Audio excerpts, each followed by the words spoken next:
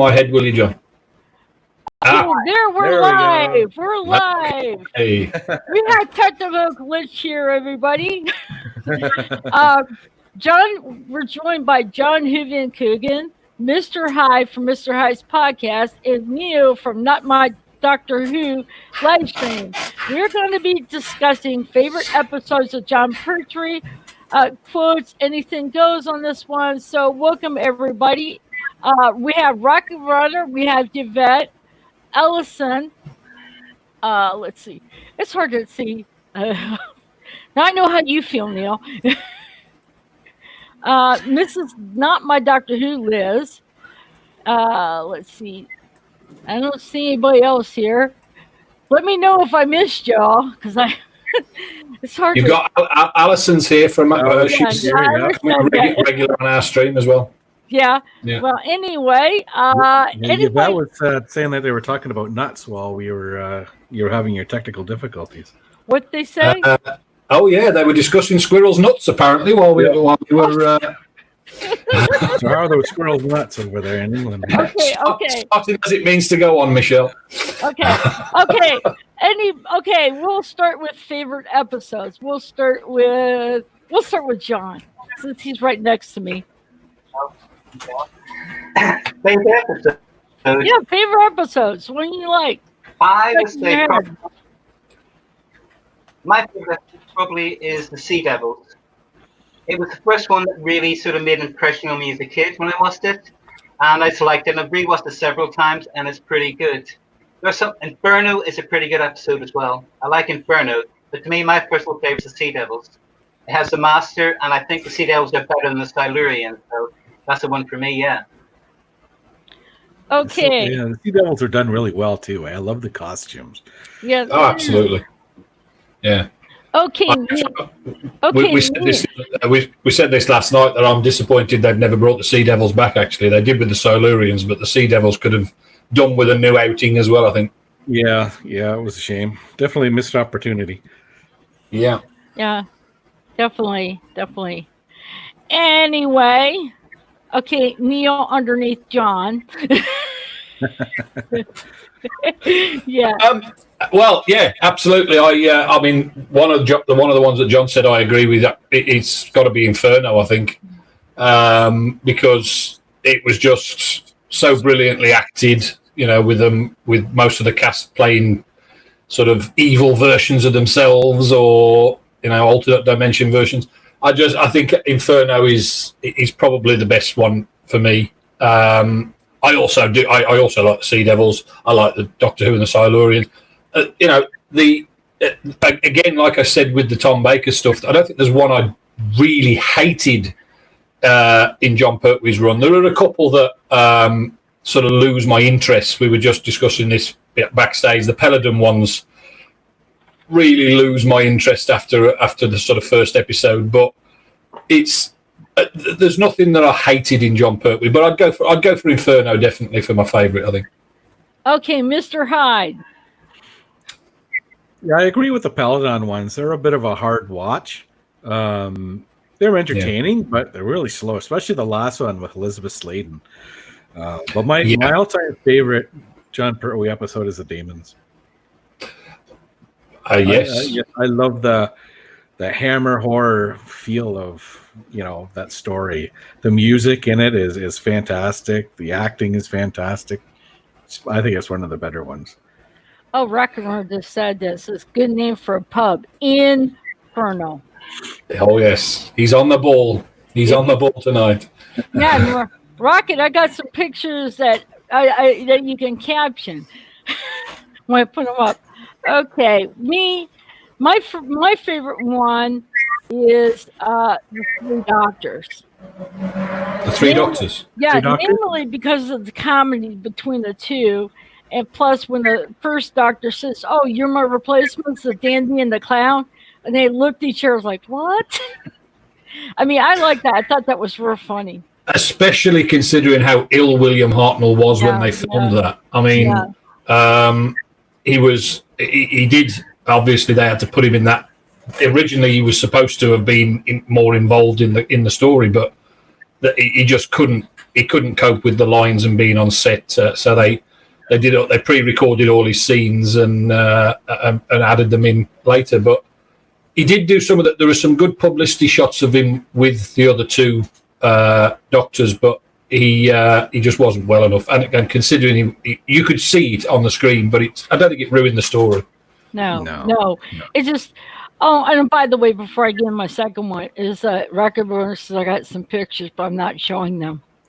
We don't want to know what sort of pictures you've got, Rocket. We don't want to know.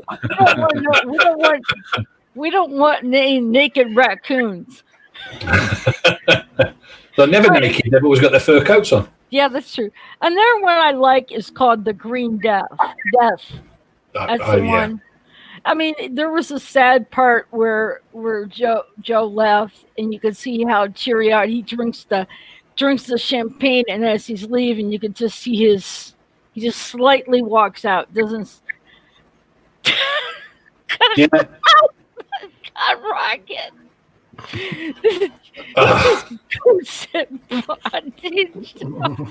I'm sorry. I saw that. I just had to laugh. Oh my God. Okay. Yeah. And Yvette says sounds fun. That would be. But the Green Death I do like. It was kind of sad how, that's where Joe Grant, moved, left the doctor and stuff. Also, Yeah. I also find it funny in Spearhead. Was it? Oh yeah, and that's when he also met. That's when he met. I think wasn't it the one? Oh, I remember when he met. I think it was Spearhead, or which one was it where he met Joe Grant? I cannot remember. What? Yeah, he met Joe Grant and he didn't like her, and he wanted bigger distance. Well, you told that to her, and he's like, you saw him backpedaling every time he wanted to say. He's like, turns around, changes his mind, and says, "Welcome, Joe Grant." The thing is, I think the producers behind the scenes were not that they didn't think it was working with Liz Shaw because she was sort of an equal to the Doctor. Yeah. So they wanted to change it back to the sort of stereotypical companion. Yeah, but she was a good companion. I really liked her. She a little bit of the blonde side of with her blonde kind of on that, but she was smart. Her character acted pretty well with a level head. Oh yeah, I don't think they played. What sort of happened? Sorry, John, carry on. No, I was going to say what sort of happened with Caroline John was, even though we all sort of think Barry Letts was the producer for the first sort of season of Jon Pertwee, he was the producer, but he didn't sort of set it up really. He set up for the previous ones, and they brought in Caroline Shaw. And Barry Letts didn't like Caroline Shaw. He believed, as we all believe, that sort of the companions there for exposition, they explained to the audience. But he was much, much too smart. So they got rid of her and brought in the less intelligent. Yes, much more personal. I like the way you worded that there, John. What was it that he called Joe? A bum-fisted something? Ham-fisted bum vendor. Yeah, there you go. Yeah, but she sure proved her. She had a level head the way the character was written. She had a little bit of, like, in Green Death, she knocked over the mushrooms. With that professor, and it's like, okay, okay. They always played the Joe Grant character as a bit sort of clumsy, didn't they? But yeah. Well, anybody have any favorite quotes of him? Of course, you've got the one that Jon Pertwee invented. Not invented. It was written. Terence Dix wrote it originally, but he apparently pushed for it to be used again, and that was reverse the polarity of the neutron flow. Mm-hmm. I could just hear him say reverse the polarity of the neutron flow. The way he just said it. Yeah. That's the definition of technical babble, isn't it? What does it mean? It was, yeah. And I think somebody I'm sure I read somewhere that somebody even said you can't actually reverse the polarity of neutrons. but it was just one of those sort of, as John said, techno-babble things, which Jon Pertwee loved the idea of that line, and he used it. Well, apparently he only ever actually said the full line twice in his run. He said it again in The Five Doctors, and I think he used it in sort of some off-screen stuff, and I know he used it in that stage show that they did, The Ultimate Adventure. But he sort of dropped the neutron flow bit and just started using reverse the polarity a lot. Oh, Rocket says, "Oh, look at the polarity of Pertwee's." Look at the polarity of Pertwee. I think he's talking about the avatars. Yeah. Yeah. That's what he said. And another one says, "You can reverse anything given enough." Oh God! There we go, straight into the gutter. There was says, "I done a few things with mushrooms, but I never knocked them over." Okay, I don't really know what he's doing with the you know what sort of mushrooms he's talking about. I have a pretty much of a clue. Okay, I'm going to try to show a picture, hoping Rocket Runner can come up with a good. I'm going to show you a bit. Yeah, it's up there. Yeah. Okay, and go back so I can see the comments. Okay, Rocket, I hope that picture was on long enough for you to make a comment. Caption.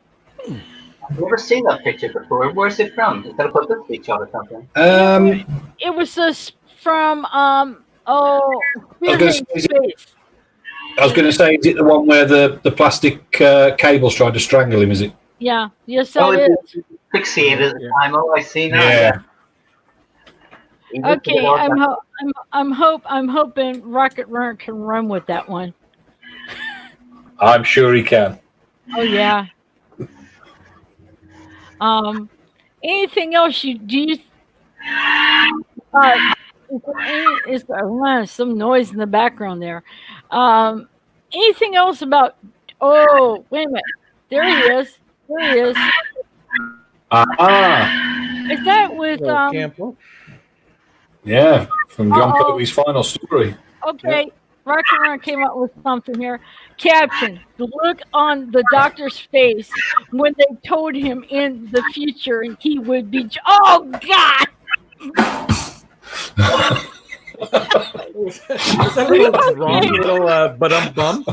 Did you hear that? That was me. Don't worry. That was perfectly timed.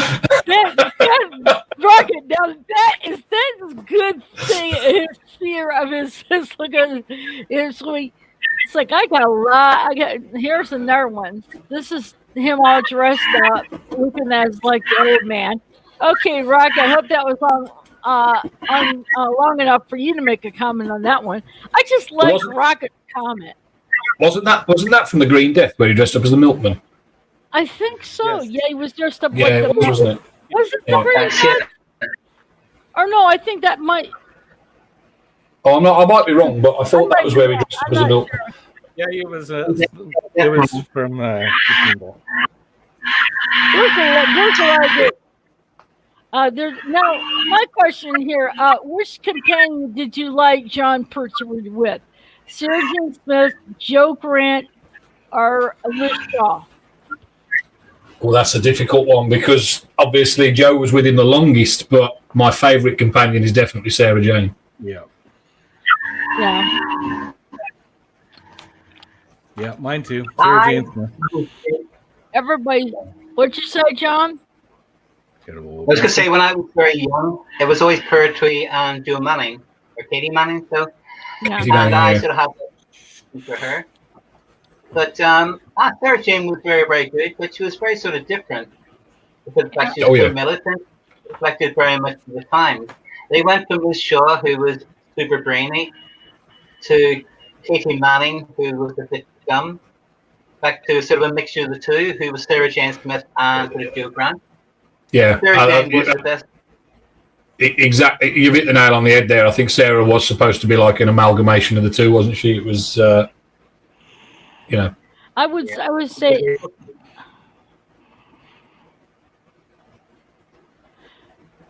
Go ahead, Michelle. anyway, it's like I don't know. I think Sarah Jane Smith done better with Tom Baker, the character. Oh, here's another captain. When I said I wanted something better deliver, I meant the script, not the bloody milk.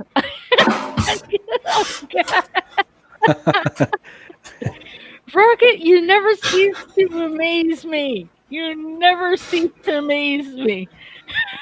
I mean, I'm like, it's like I like the first one about the captions with the doctor with that thing choking him and him coming up. Him thinking, oh my God, he's going to turn into Jodie Whittaker. One of the things I really liked about Pertwee's era was the introduction of Unit and what they call the Unit family. What did you think, Mr. Hyde? Did you like Unit? I liked Unit a lot, actually. Yeah, Unit was good. I like Mike Yates and Benton. I thought they were a good team. And I really liked Nicholas Courtney as Brigadier. He was perfect. Well, I mean, the Brigadier, it was. I know he'd been in it a couple of times in Troughton's run, but he really started to develop the character through Jon Pertwee's, and he was genius at it. Really good. As you were saying about Inferno earlier on, Neil, it was fantastic in Inferno. He had that Julian scar across one side of his face. Yeah. Oh yes. Yeah. And he really did convince you that he was a sort of different version of the same person. He's a really good actor, Nick Courtney. I don't think he really got typecast as the Brigadier. I didn't see him in too much else, but he was a really good actor. Yes, he was. And you could tell they had a lot of fun making Inferno too. Yeah, right? Oh God, yeah. Yeah. I just think it's a shame that Liz Shaw only lasted one season. Yeah.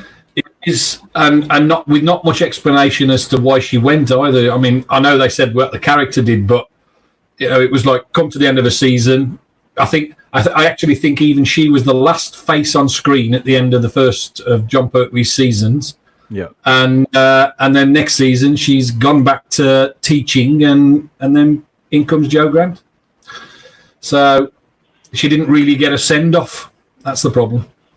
Yeah, they shuffled it really quickly. It's because I was reading some today. I'm talking about Mike Yates. Mike Yates came in the second season, and I was saying Barry left. He didn't like Caroline John. He also thought that the Brigadier should have a better second in command than sort of Corporal Benton or Sergeant Benton. So that's why they created Mike Yates to become that. Right. So a good second basically for the Brigadier. So he changed a lot, really. But I think he completed the Unit family, didn't he? Yeah. Oh yeah. He kind of went rogue and bad in the end, didn't he? Yeah, he did. But he sort of redeemed himself by the end, didn't he? But I agree with John. I mean, I did like the balance of Mike Yates, Benton, and the Brig. It was it was a great combination. And I suppose the fact that you've put Jon Pertwee's Doctor stuck on Earth, although they soon realised they needed to get him off world again pretty quickly. Something I wish Chibnall had realised, because she seems to be very rarely off world. But the whole premise of him being stuck on Earth, you needed a bit more of an ensemble, didn't you? You needed that family. So because if it had just been if you'd have just written the Doctor was stuck on Earth without Unit to be involved with, I think it would have been pretty boring pretty quickly. Yeah, because Unit was the one that made it exciting. Okay, next picture. The one where he's getting out of the shower. Okay, while we wait go ahead. I always like the fact that they gave him a question mark tattoo. Yeah. Question mark tattoo. I never noticed that. I'm going to have to look again. I've never done it. Yeah. It wasn't a real tattoo, and it had to do with the Navy because he was in the Navy, was he not? Yeah. It was, but it looked just like a question mark on his arm, didn't it? Yeah. Yeah. The one thing I like about that is like after he defeated the alien in the spirit from space, he says, "Oh, these clothes are not even mine." He realized it. That's right. He'd That's a- stolen the car and the clothes. Yes. And then he wanted to keep the car, and the brigadier says, "No, no, no, it's someone else's." So can we have? I think that, to be fair though, I think Bessie suited him more than the car he had in the first one. Bessie's yeah. amazing. Yeah, I'm still waiting for Rocket Runner's comment on that last picture. If I had it up long enough. Oh, I'm sure he saw it. Yes, I'm sure he saw it. I mean, that was so funny when he mentioned the brigadier. He says he says, "Oh my God, geez, the clothes are not even mine." Now we've noticed all the doctor. Oh God, oh God, oh my God. Captured Chippendales were a lot different in the 70s.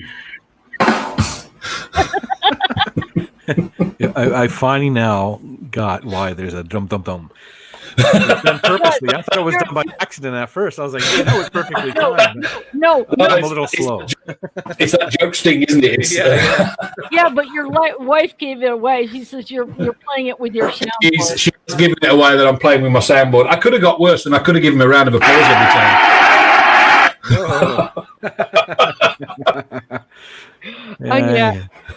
Yeah. I'm saving the last picture, the one I playing showed with himself. Yeah, I'm showing you the last. Okay, here's the next picture. This is for a comment. Ah. Aha. That's a great picture. Can we all remember what he's doing there? Yep. Yeah. That would be interesting to see if Rocket. I like coming up with his pictures. There we are. Okay, Speaking of piling on, always hated these costumes. Hey, right there. This one right there. That stupid headpiece that they wore. Looked like a badger. Yeah. Like a badger. Yeah. Oh yeah. Some of the pictures you showed yesterday in your stream, Neil, were funny. Oh, some of the classic aliens. Yeah. I mean, they did come across quite funny from the classic series. Some of them. I'm sure back in the 60s or 70s when a lot of them were around, they were terrifying to the little kids. But you look back at some of them now, and it's like, oh dear. Well, let's put it this way. And when I first watched it, it was the Weeping Angels that scared me. Even though I'm older, they scared me. Rocket's saying he missed the picture, Michelle. You might need to pop that one back up again. Okay, Rocket. I will. Okay. Obie gets to see it.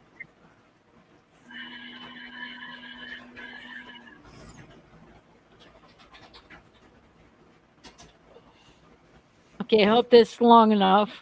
Whoa, I got to take it off. Whoa, private. Shoot.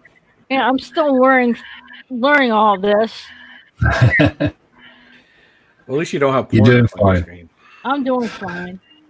Okay, you seen it, Rocket? Now run with it. You can let your mind go wherever it wants to go. I don't care. We need to laugh, especially me. But let's put it this way. Do you have any favorite enemies in any of the Jon Pertwee episode? Ooh. Since you talked about enemies yesterday? Yeah. I mean, because of the fact that they were introduced in Jon Pertwee's run, I think it's got to be the Silurians and the Sea Devils for me. Go on. Okay, I was going to say, you done? I was wanting to know if Judd had any monsters he liked. For me, well, from the Pertwee era, I like the Sea Devils, but I would say pound for pound, my favorite sort of aliens would have been the Autons. If you look at the first season of Doctor Who, there was quite a lot of balanced scenes in it. And I rewatched a bit of Spearhead in Space today. And the scene where the Autons walk down and shoot the people at the bus stop, and they all fall down dead and they shoot the copper. And that's all quite strong for children's television, even in the 70s. Yeah. So I quite like those. The Sea Devils, of course, I quite like those, but I don't know if they're called monsters or aliens. I like the Draconians. There's a lot more mileage in them. Okay. And they with them. They also have that lovely makeup. At that time, I think they were sort of experimenting with half prosthetics on some of the alien makeup. So some of the face moved, and it looked very realistic. If you look at Lynx in the Time Warrior, his mouth moves as well, but he's got a rubber mask on. But I would say probably the Autons, yeah. Okay, Rocket Run came up with the caption. Right, Brig, you insert the end first. Otherwise, it will be more than your polarity that gets reversed. Oh, God, Rocket, you never cease to amaze me. Keep us all in stitches. Okay, you, Mr. Hyde. Your turn. I like the Sea Devils, and that Azal was very well done as well from the Daemons. Yeah. I always it sticks in my mind that scene where the Doctor's using his sonic screwdriver on the beach. Yeah. You know that one. I think it's used in so many documentaries. It's ridiculous, but yeah, it always sticks in my mind that scene where he's using the sonic screwdriver for a sonic reason. Yeah, exactly. Yeah, it's quite an iconic image, right? You know, when you see it, it's perfect for Jon Pertwee's Doctor. Yeah. Absolutely, yeah. I actually think Jon Pertwee would be not happy with the way they have using the sonic screwdriver now, because he knew it was exactly what it said. It was a sonic tool, and he never really, now with all this scanning everything and all this sort of stuff, I just don't like that at all. Yeah, no, it's too easy, and I think that's why they got rid of it in the first place, right? It's certainly why John Nathan Turner did. Yeah. Well, with me, I like the Autons because they were interesting. The plastic and stuff. I mean, just to see them, especially whenever they were they're sitting in the museum and they're trying to stand still until the doors closed, and they realized Mr. Scorby's watch, he was a real one. It was a fake one, was the Auton. Yeah. I think my shower head's an Auton. Because every time I'm in the shower, it attacks me, right? Oh, what about that flower that was plastic? I mean, there was quite a lot of things in that. In both Spearhead from Space and Terror of the Autons that they actually showed was taken over by the Nest team, wasn't there? It was. Don't get me wrong, the Autons were great, but it's and I think they did. I think they did the right thing by using those as the first villain when they brought it back. Yeah. Because as John said, it's that sort of iconic image of the shop window dummies, which made the Autons so good. Oh, and we saw that in Christopher Eccleston's first episode, Rose. Yeah. He created the scene, yeah. Came out of the windows, they killed Clive, didn't they? Yeah. Yeah.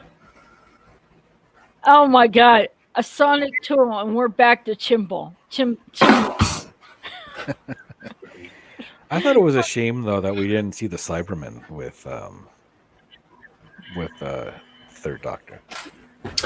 Yeah, because the Cybermen were my and still are probably my favourite villain throughout Doctor Who.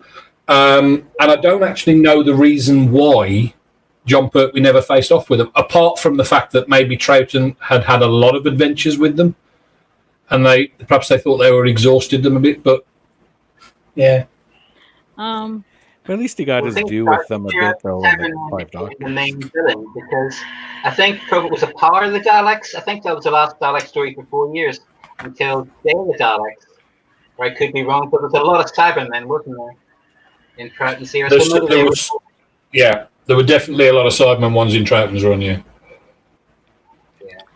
Now Speaking of overused, does anyone think the Master was used too often in Pertwee's era? He was in 8 stories. Oh, Overused, or how do you think about him? Oh, no, that's a difficult one to answer because can you overuse Roger Delgado's Master? Oh, I was I always don't so know. excited to see him when he was on the screen. I love Roger. Harris. I love Roger. The girl, how you say his last name? That's the Master I love. I didn't like the Master that replaced him was kind of okay, but the Roger one, he had that Well, flair. I think with Anthony Ainley, he did try to mimic the way Delgado did it, but it wasn't quite the same. Ainley's was a little bit, for want of a better word, a little bit camper than Delgado's, I think. But they certainly did the sort of same look with the beard and all that. But that rubbish. yeah. But couldn't get quite enough to look like that. I mean, as I say, I think Anthony Ainley did a good job as well. Yeah, but it's like everything, isn't it? With a villain like that, Roger Delgado set the bar really high. Yeah. And I certainly think Delgado's was scarier. Oh, because yeah. It's those eyes. Okay. When he looked at you with those eyes, right? You were like, oh my God. Oh, yes. Okay, speaking of him, I got a picture, and Rocket can run with this one. Ah. I wonder what. Wonder if Well, I'm assuming I'm right in saying that is from the Demons, isn't it? No. Oh, is it not? Oh, I thought that was the outfit he wore in the Demons. No. Ah. Which one is that? Which one was that? That was from Frontier in Space, I believe. Oh, right. Is it the one where he's playing that sort of the adjudicator? Yeah, that's it. Yeah. And now we're waiting for Rocket to come up with a comment on that, caption on that one. Oh, he will. Oh, he will.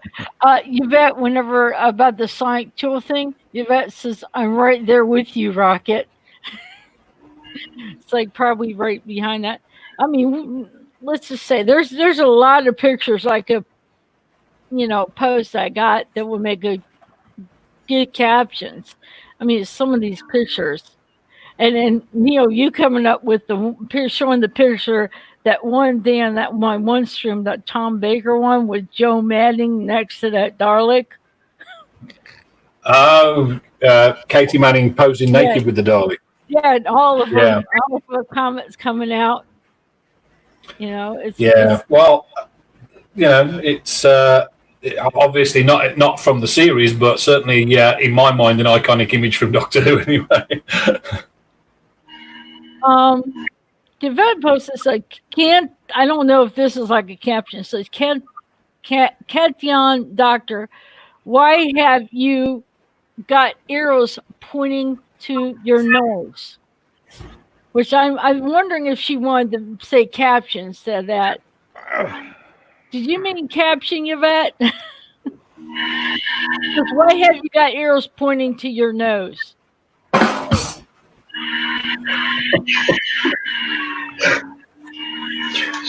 I thought she meant caption with that. Oh, and here he comes, Rocket and Roll. Let's see where he goes on this one. So caption, tell me, Master, why are you wearing an outfit with a toasting fork on the front? Because he always dresses for the occasion. Yeah. Oh, that deserved one as well. Well, okay, I'm gonna put up. I'm saving the last picture, but okay, if you come up, Neil, can you come up with the caption on that one? I just posted. Oh dear. I'm terrible at thinking on my feet that fast. Let somebody else have a go. I can ask John. John, you have any caption? For that picture. Yeah, with the master. You're saying to the Master, I've warned you about wearing my dresses.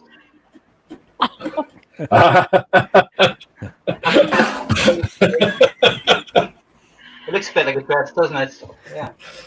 What about you- you, Mr. Hyde? Or I think you already did it. Are you rarely going to wear that thing out tonight with us? Oh my God. The joke sting, yeah. Oh my God, Roger just put this up. Why did he have arrows Oh. pointing to his nose? Because he was. I wish I'd got a groan button for that one. Rocket. Wrote her there. I looked Suddenly at my nose is sore. Oh my God. Oh, jeez. Oh man, he does come up with some doozies. He does come up with some doozies. I like the one about the Jody thing. You know, about the doctor being choked and everything. But like I said, it's just One of okay. the things I particularly enjoyed about the Pertwee era, I thought there was a lot of humor in the show at the time. I Yeah. thought Yeah. Pertwee was a comedian, and there was always these little dramatic moments. My favorite is when he's singing "I Don't Want to Set the World on Fire." Then all the smoke just billows out of the TARDIS. He's singing that. Yeah. That's the Yeah. thing. There's one of the Sea Devils. There's a lot of humor in it. Yeah. There were quite a few times where when he was trying to repair the TARDIS, and you had that smoke coming out of there because he got it wrong again. And Oh yeah. Joe Grant. Oh, Me too. Oh, that's not a bad Yeah. picture. That's a bad picture. Not Well, bad. Katie Manning was a good-looking girl in those days. Yes, she was. Yes, she was. and then I got that one with. Was that With where she Mike met Yates. him for the first time? I believe so. Okay. It could well be. The outfit looks familiar. Yeah. Yeah, it's this book. Oops, the Companions book. Ah, Companions. I think, I mentioned, I remember when you were taking a break, I was talking to your wife, and I was giving some suggestions. She says, "You have any suggestions?" And I was the one that came up with saying, "Oh, the Companion." And when you mentioned on your stream, I'm like, "Oh, that was my idea through to your wife." right, the stream that we're doing next week. Yeah. Yeah, I was well, wondering- it was a good idea to do one on the companions. And like I've said to you before, don't if do that one yourself if you want to do one on the companions, because it's all I did right, one on the right. Companions too. It was fun. What am I doing? Yeah. There we go. I got to get used to. Holy cow! I got to get used to the way these cameras are set up. There we go, Liz Shaw. That's Liz Shaw. Oh, but you know what? Rocket just says, hardly recognized her. This is with Joe Grant. Hardly recognized her with clothes on. Because remember, you showed Joe Grant with naked. Okay, it was Katie Manning did it after she'd left Doctor Who. It wasn't anything to do with Joe Grant, but yeah, it was. Yeah, Katie I Manning. mean, the character of Joe Grant was barely dressed for most of her time, I think, wasn't she? It was always in sort of short mini skirts and Yeah, but when you think about knee-high it, boots. Yeah, you can almost point out, dude, like you'd take little shots every time you saw a flash of her panties or something like that. There were a few She times. always ran and stuff, especially well, in the Three Doctors. I think it was because the era it was in. I think it was in the 70s. So It's- back yeah, in the it's true. 70s, Yeah. that's True. the way they dressed. It was the fashion, yeah. I like John was comedian and the Spear and Death. I think it was the Spear of Space or something. One of them where he was a maid, and his voice, he tried to act like he was a woman, and you could tell it was him. Oh yes, when he had his hair in the yeah. what was it like in the? And then it says, "Do you like my bucket?" Was it Yates? Like You know, so where's the Dalek? Was she in this? oh God, there you go. Yeah, There's the picture. That's one of the other poses I showed. The one where she was straddling the plunger, Yep. but yeah. That's from the photo shoot she did. Yep. A little bit too revealing. We don't want. I have a feeling Rocket will probably warm with that one. He always does. Absolutely. Yeah. Okay. Now of all the doctors, where would you rank Jon Pertwee of all the doctors in classic? He was my second favorite. Yeah, I think I'd go with that as well, because Tom Baker's still my favourite, and definitely John for the second place, I think. What about you, John? Boringly, I would say the same. There's only a bit of cigarette paper between the two of them, though. I think overall, if you look at both their tenure, I think Jon Pertwee, he had less stories, but I think overall the stories were better. Tom had quite a few duck ones, I think, especially towards the end. But I was 8 when Tom took over as the Doctor, so he was the one I sort of grew into my teams with. So him, but Pertwee was very, very good. But just about second, yeah, just about. The production value in his stories were amazing. Yeah, I mean, he's done some great stories. Well, it had that sort of 70s gritty TV feel, you know? Yeah. Here was something, well, like maybe Neil could watch something from Sweeney or something in the afternoon. It's got that gritty way it's filmed, you know? And a lot of Doctor Who had that in that period. If you look at, say, Inferno, when they run around the factory, a lot of industrial stuff like that, Terror of the Autumn, quite stark 70s places, and that's quite nice. Yeah. They used a lot of filming as well, whereas before it was largely studio bound. And that made a lot of difference, I think. Yeah. What do you think of the vehicles besides Betsy, the Whomobile and other things? Whomobile. A wonderful old Hillman imp underneath that Whomobile it was, which was, I mean, I'm sure John will remember a Hillman imp, but they were a rear-engined, very underpowered vehicle. I like the shape of them, though. They were quite nice, I think, the shape of them. Yeah. Sleek shape, though, didn't they? Yeah, it was a nice sleek shape. Yeah. Looked like a stingray. The Whomobile definitely. Yeah, I mean, it was supposed to be. It was supposed to. They had it in that one episode. It flew, didn't it? Which was probably one of the worst special effects I've ever seen in Doctor Who. But it was. It was that invisible car in the James Bond film. It was just a point where you say, "Nah, that's not going to happen." Yeah, that's Plan of the Spider, wasn't it? Yeah. Yeah. What about the helicopter you had? The one-seat helicopter. He had a helicopter. There was one with a helicopter in it. I can't remember what story it was. Well, there was a helicopter in the Daemons. He was being chased. He was being chased by a helicopter. Mike Gates was on a motorcycle. No, it was the one I'm talking about was in the I think was it in the Planet of Spiders where he was trying to chase that guy. There's a very, very long, 12 minutes long scene where he has a hovercraft, he has a Whomobile, he's got the gyroscope, he's got a motorboat at one stage, a 12-minute long action scene, because Pertwee loved technology and he loved sort of vehicles. But that's that long scene, so that's probably the one you're thinking of. I personally think that scene was a bit really long, to be honest. But was there a helicopter in the Sea Devils? I'm struggling to remember now. I know there was. Yeah. I know. I'm visualising the scene where the Doctor and Jill were in a helicopter, but there was a hovercraft. I remember that. Yes, there was definitely a hovercraft. I'm trying to remember. Yeah, it's been a while since I've rewatched all the Jon Pertwees. I've still got to rewatch the Demons for tomorrow, so I'm refreshing my memory on that one. So am I. Okay, Rocket Verse. It's a bird. It's a plane.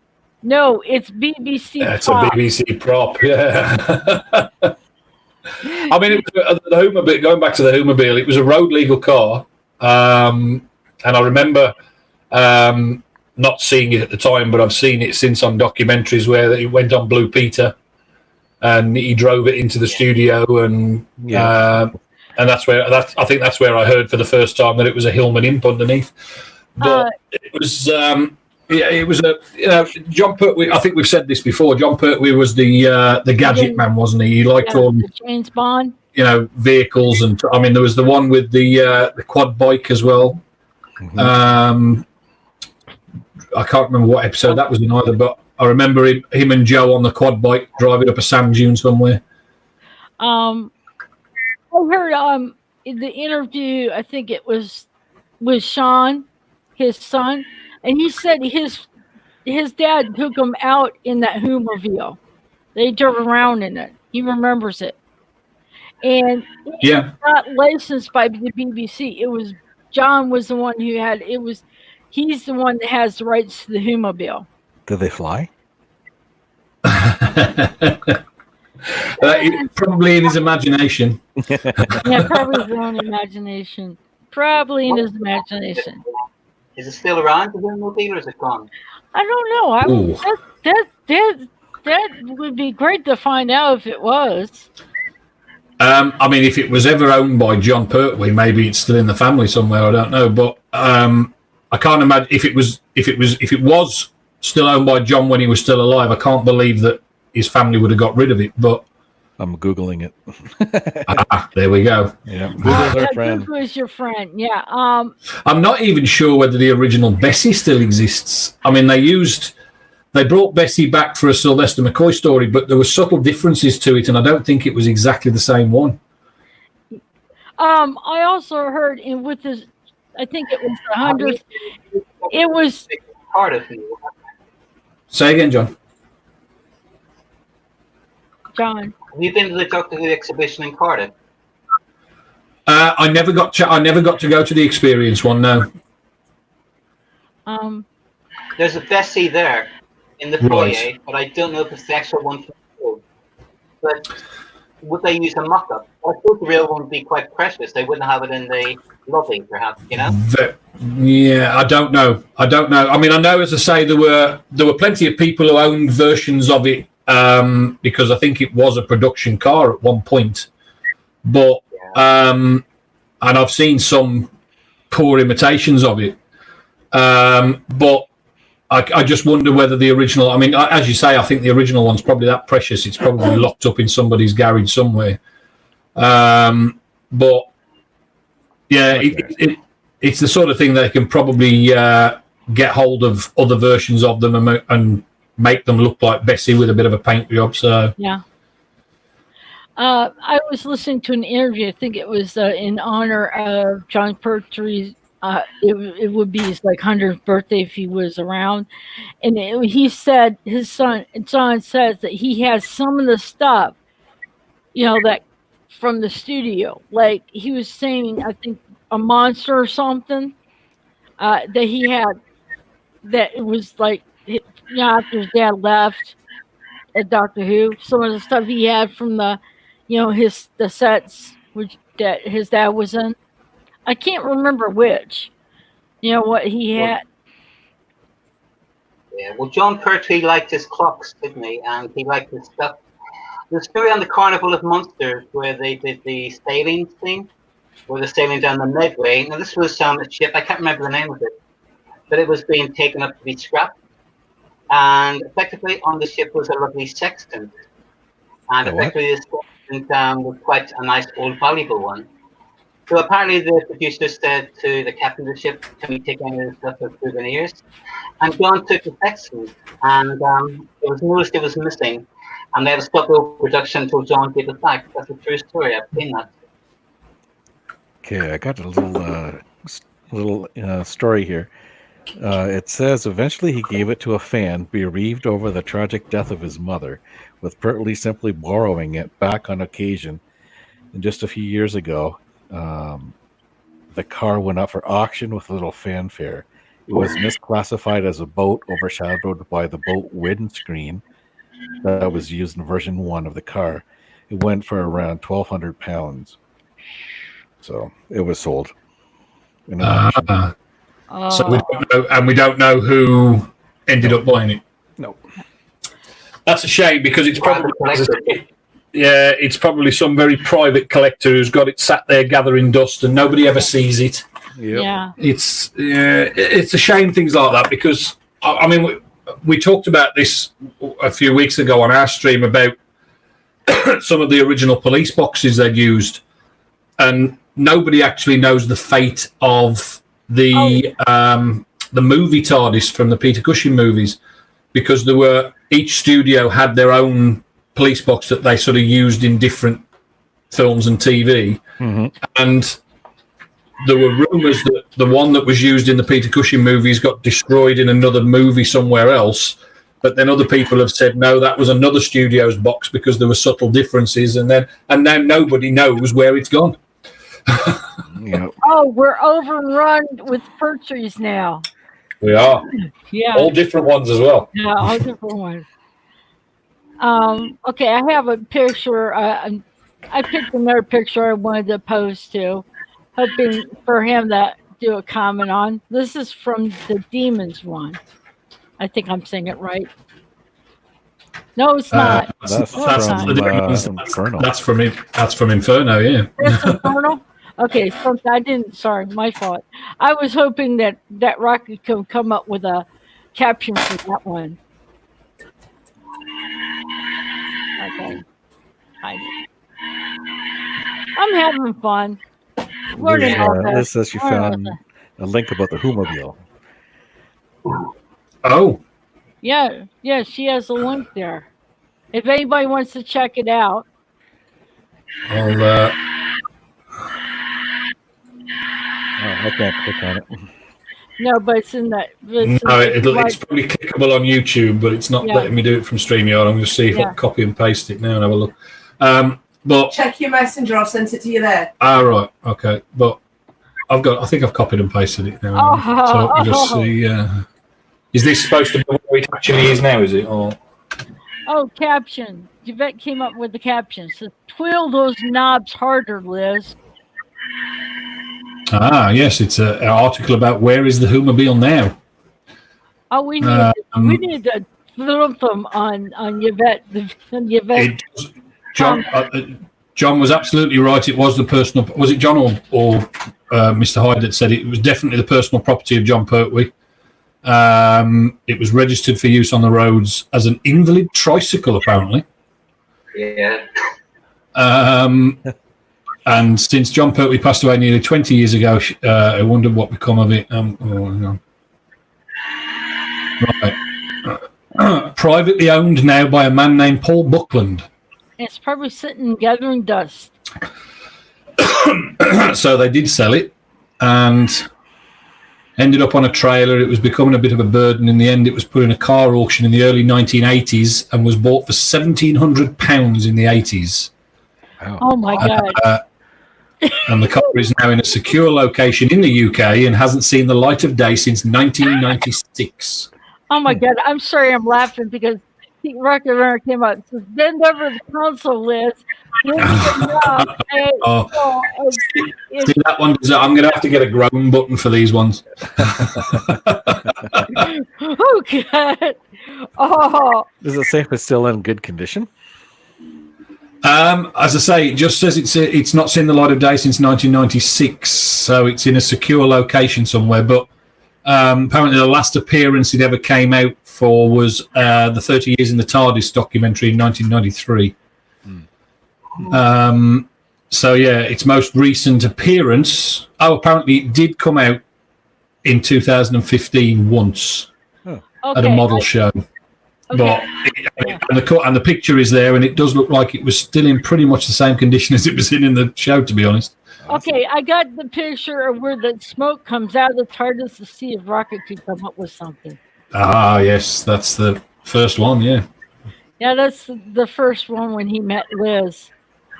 When he was trying to repair the TARDIS. It's like, I told, it's like, I can't think of anything else, but I can't think. My brain's dead.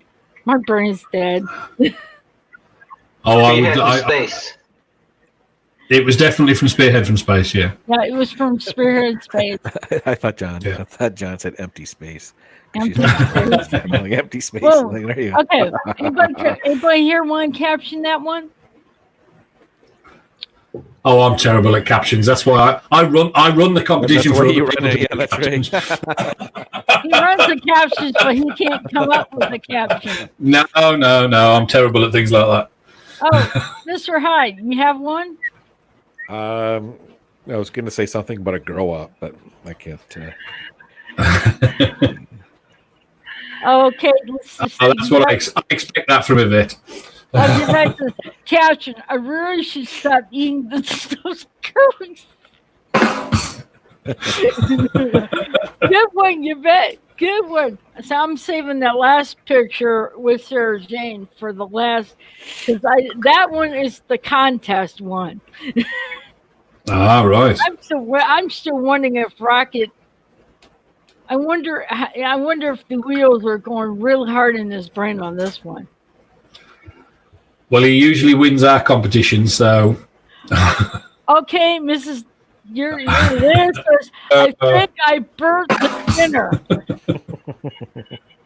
Oh, that's what my boyfriend would say. I think you burnt dinner. That's not a joke. That's what she does every week.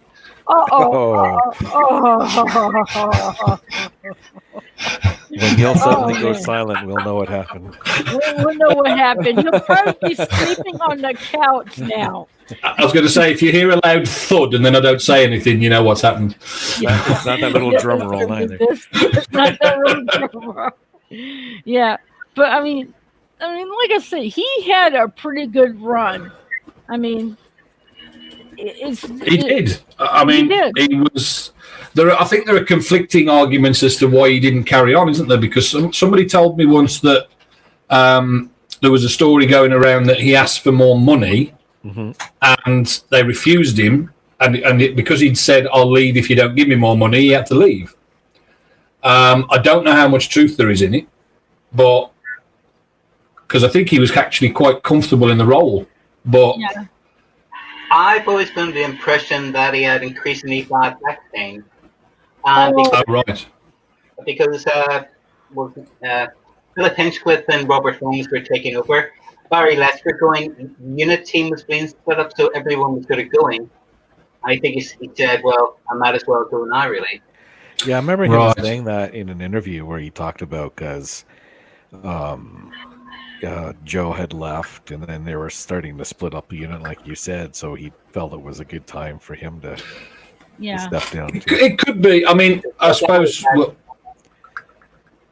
yeah, I can't remember who told me that one now, but it was a while ago. Somebody told me that, and it's like these sort of things that happened with Christopher Eccleston. We never found out the truth for that straight away, did we? So it's.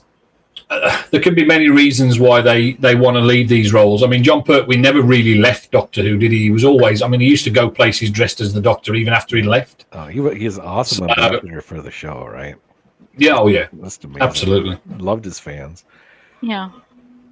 And then Rocket Runner says, "Don't worry, I can burn water." Yeah, I like to know how you can burn water. That's fine. Neil's cooking the roast beef tomorrow too. So. I was going to say. We should put that in the comments as well. I was just about to say, how did you know we're having roast beef for tomorrow? Yeah, right here says he can cook for roast dinner tomorrow. Oh God, he put you. And you know, whenever you about burnt dinner. About that thing about you burned dinner, about the burnt dinner, your wife, and she said you made a comment about it. Yvette said, "Oh, Neil." But you see, but when she says things like that to me about if I'm going to cook the dinner, she knows I can cook anyway, so that's not a hardship. No. Okay, I'm going to ask you a question here. Now we know the Brigadier. Now I know this is going to frustrate us. We're moving from classic to. I want to ask your opinion about this. The Brigadier's daughter. Do you think she should be the head of unit, or should it be someone else that was appointed? I think it was a nice touch that they used his daughter as the head of unit when they brought it back in the new series. But and I was very disappointed that they.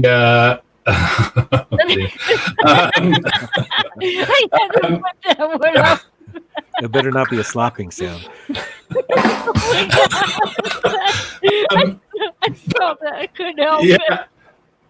I think I can't remember her name of the actress who played her, but okay, yeah, but the character. The character's Kate, yeah, but it was. I thought she did a good job, and it was a nice homage to still have a Lethbridge Stewart in charge of unit. I think so. Yeah. I also thought it was a bit of character development too, because Doris was blonde, right? So, and then they had the Brigadier's daughter was also blonde as well. Yeah. So I was quite impressed with that. It's little things like that, right? Well, there's a lot of things that we don't know about the Brigadier Lethbridge Stewart. We don't know any of his history. It'd be kind of interesting. The only thing I didn't like was the putting the Brigadier in a Cyberman at the end in Capaldi's season finale, his first one. Yeah, I know, but it just seeing way to ruin his. Yeah, legacy, seeing him salute, that's one thing, he saluted. It's one sort of 50-50 things, isn't it? You've got it's okay. It would definitely be something that the Brigadier would be to help the Doctor, but to have him end his days as a Cyberman. No. That would no. I didn't like that either, because that was just like that didn't it didn't really make a lot of sense to me either, because the Brigadier was supposed to have died years before that. So it was one that had turned into a Cyberman in his grave, which would then meet without being too in depth in detail. It's not really going to be the Brigadier inside that Cyberman, is it? So it did. Yeah. I just thought it was it ruined his legacy, I thought. Absolutely, yeah. I did, although there weren't many great things about Capaldi's last story, the Twice Upon a Time one. I did think that Mark Gatiss played the good role as one of Lethbridge Stewart's ancestors. I never watched it. It was hard to watch because we knew what was coming at the end, but but what I really don't like about that is how they had the guy that played William Hartnell portrayed. David Bradley, considering how good a job he did as William Hartnell in the Adventure in Time and Space documentary, or Space and Time, whichever way around it is. The fact that they then had to, because he was then playing the First Doctor, and they wrote him so sexist and things like that, and that just wasn't what William Hartnell's Doctor was like. And that was what that William Hartnell was even like. That is even out of character but that's what we. I think, don't get me wrong, I think William Hartnell probably could have been a little bit old-fashioned in some respects. Yeah, but he didn't play the Doctor. Well, that was the 60s, right? It was different time. Yeah, but I certainly don't think his character as the Doctor would have been like it was portrayed in that Twice Upon a Time. Absolutely not. No. I'm glad I missed it. I watched it. It's like, oh my God. It was like, it's just, I couldn't get into it. I actually couldn't get into it. But it's just like, the one thing I found interesting is where Peter Capaldi, the 12th Doctor, he says, I refuse to, I don't want to change. It's like he kind of didn't want to go. He knew what was coming. Yeah, he knew what was coming, yeah. He could see the writing on the wall. Yeah. As Joanne Lumley said when she was the doctor, I always wanted to get my hand on a pair of these. Yeah. I mean, I don't want to turn it into a sort of what's wrong with current Doctor Who, but No, I mean the whole thing has just been a mess since season 11. if you want a female doctor, you need someone that knows how to play sci-fi. To me, the doctor's always female. Not only do you need a decent actress, but you need a decent sci-fi writer, and Chibnall has clearly proved he's not one of those. Yeah. He keeps stealing. And producer. Yeah. Because... No, go on, John, sorry. Not even the sort of Jodie is super bad. She is quite bad. But the stories are just stupid. They're just like quality drama, are they? They're just crap. So... I mean, can you imagine?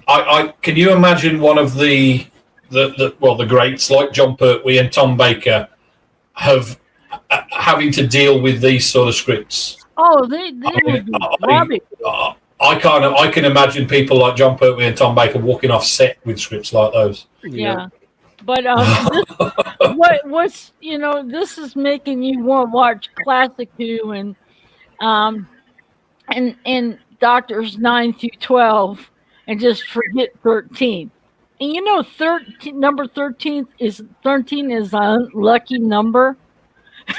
Well, I've said this so many times, but I think the fact that they've gone down this route for Doctor number 13, or technically number 13 because of all the screwing around and changes in the Doctor's numbering over New Who, but technically Doctor number 13, knowing how superstitious actors are, I don't think there would have been many people who wanted that role. Because, they can be, actors are a very, very superstitious breed. I mean, the sort of things that they refuse to say when they're in theatres and all that sort of stuff. And I just think the 13th Doctor would have been a turn-off to a lot of actors.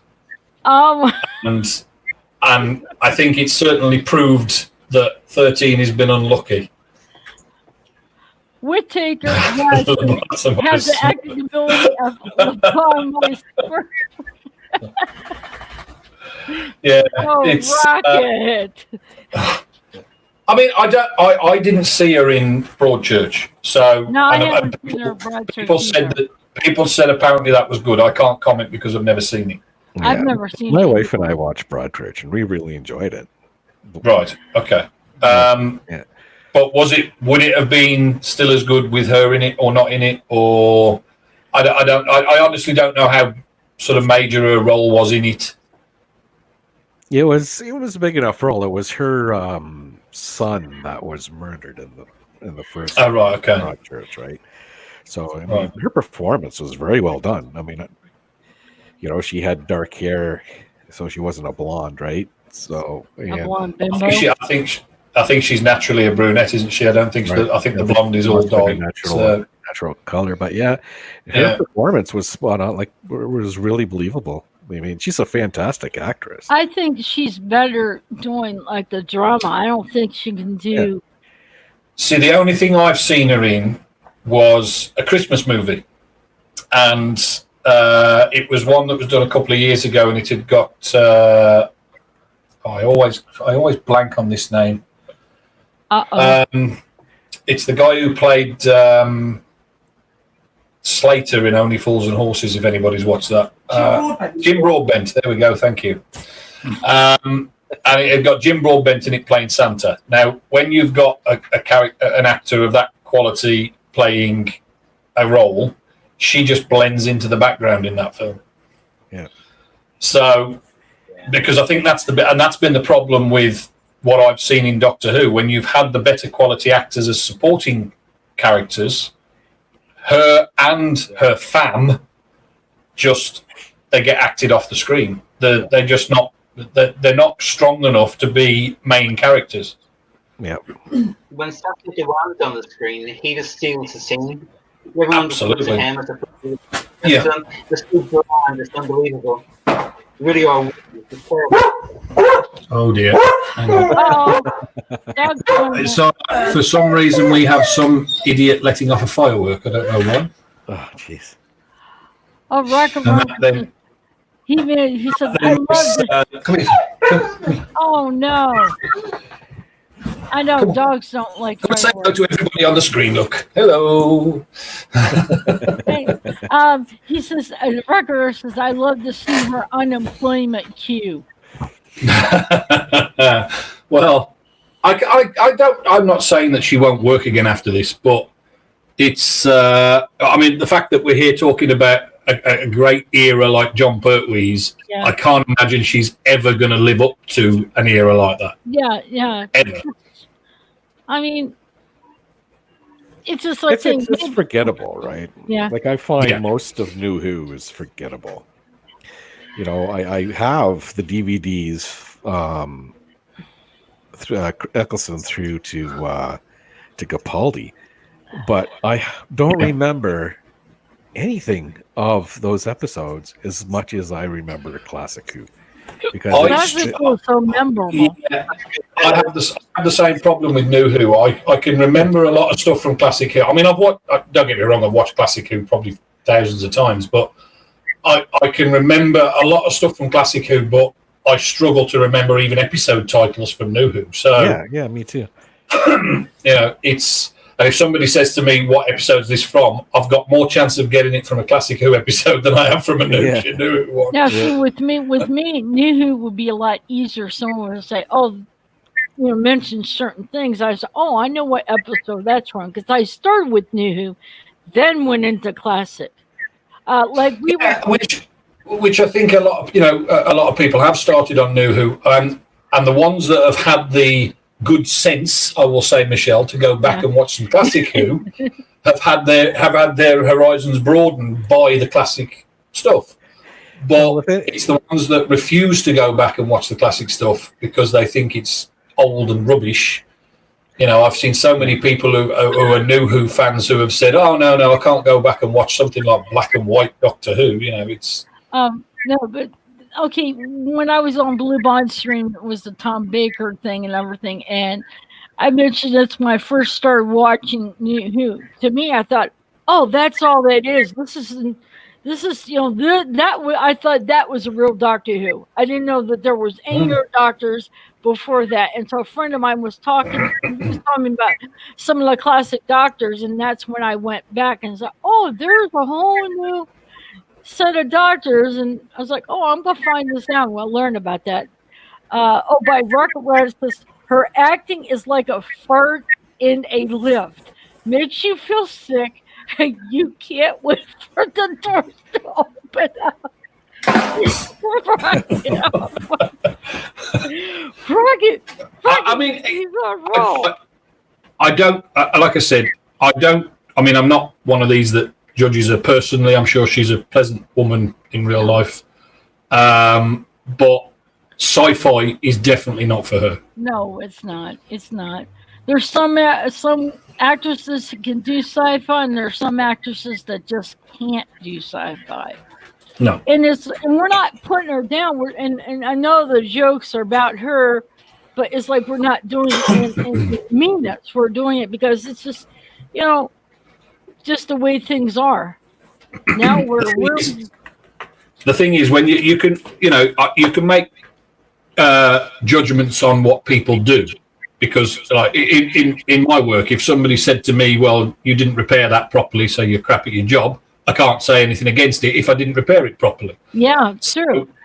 And so people are entitled to judge an acting role because that's their job.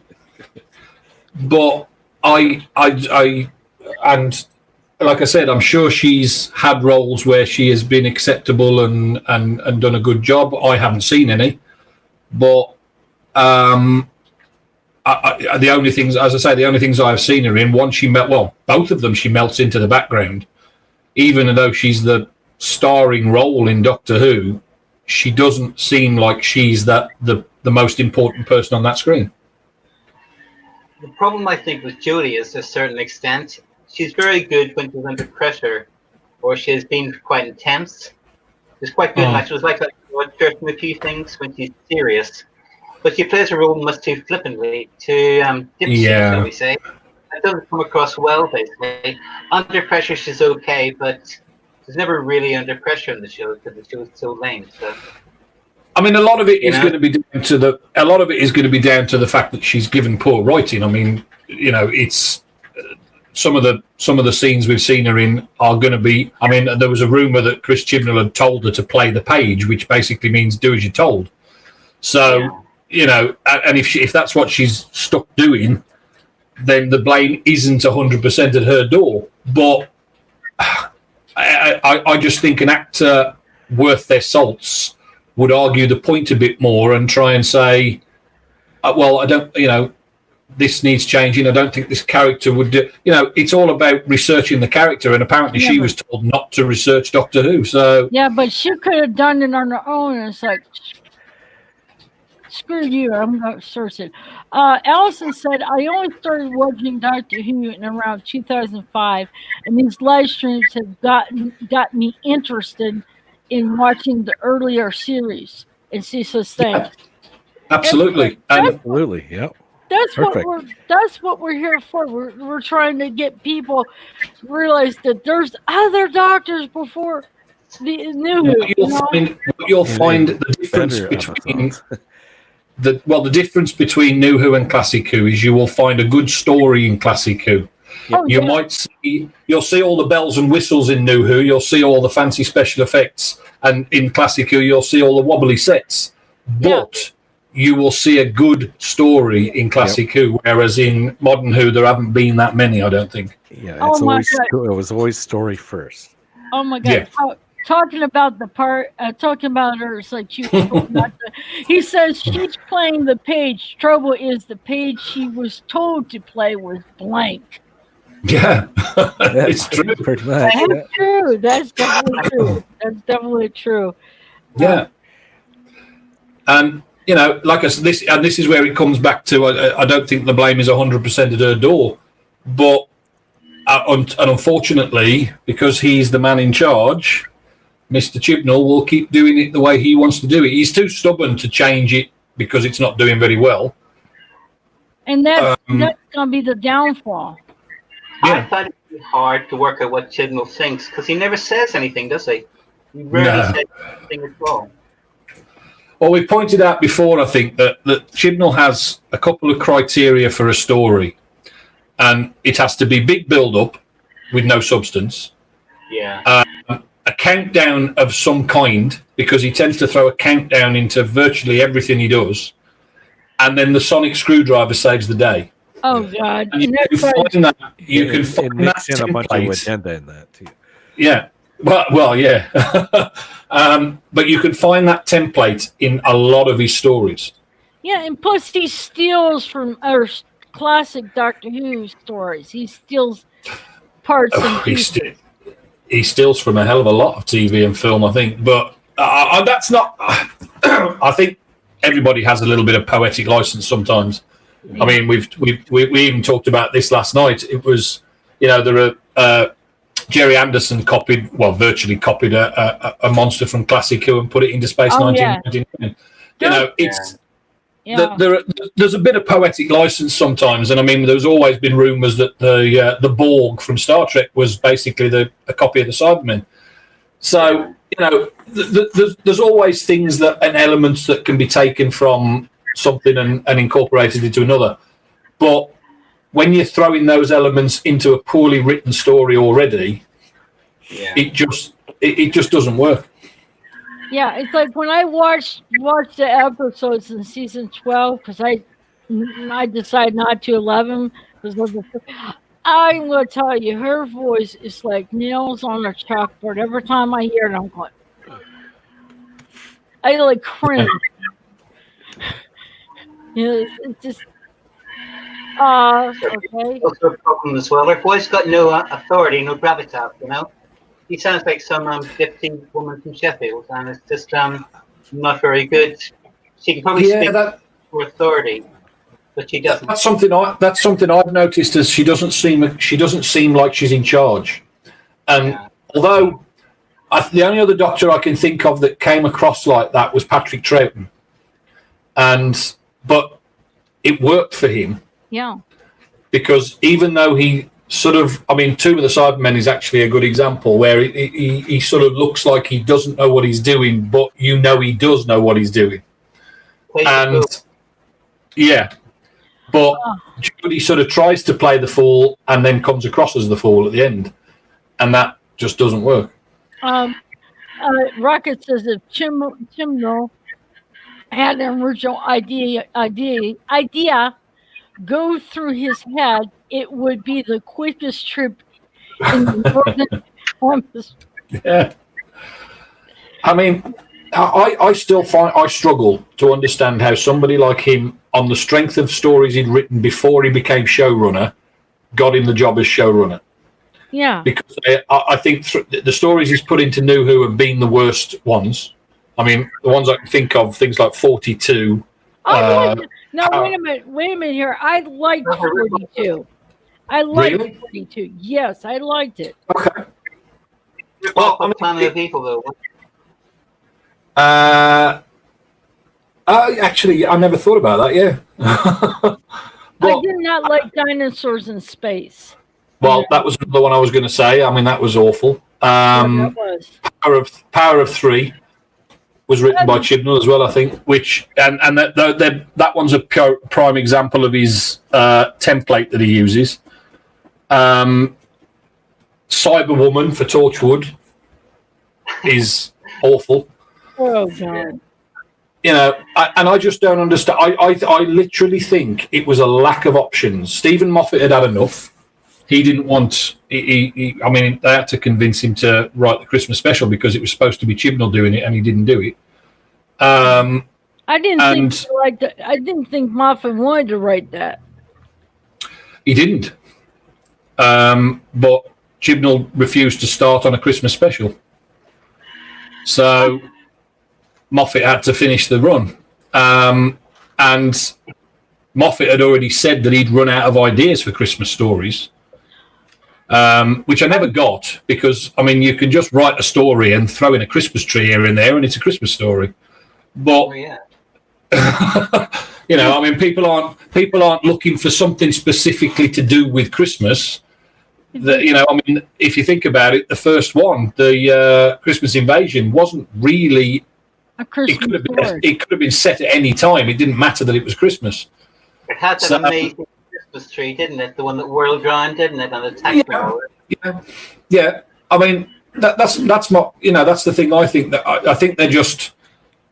I think they're getting desperate when they say things like, "I can't come up with a good Christmas story," because it doesn't have to be about Christmas. You don't have to have the feel-good factor of a Christmas story. You can just write a decent Doctor Who special and have a bit of snow and a Christmas tree at the end or something. You know, it's.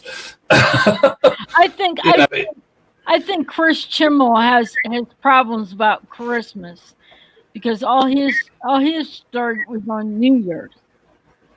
Yeah,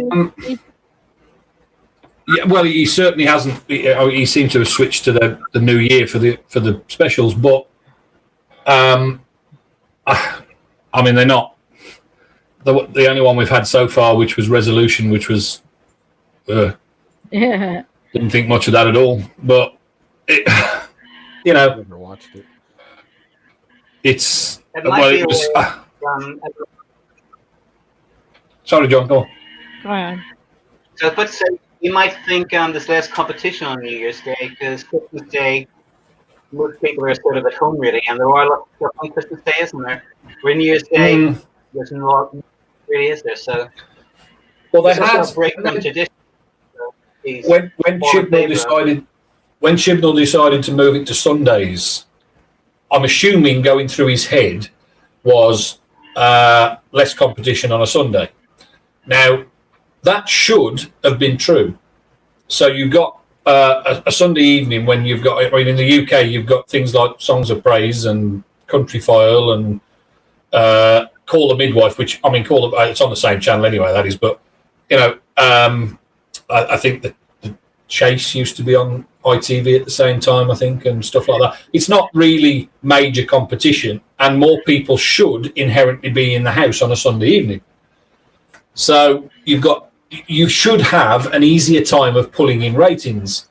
But as we've clearly seen, the show has gone from the curiosity factor when it first came back, or as much as they try and claim that it was the best ratings ever because Jodie Whittaker was in the role, it was absolutely nothing to do because Jodie Whittaker was in the role. It was just purely, oh, we've got to see what they've done with this.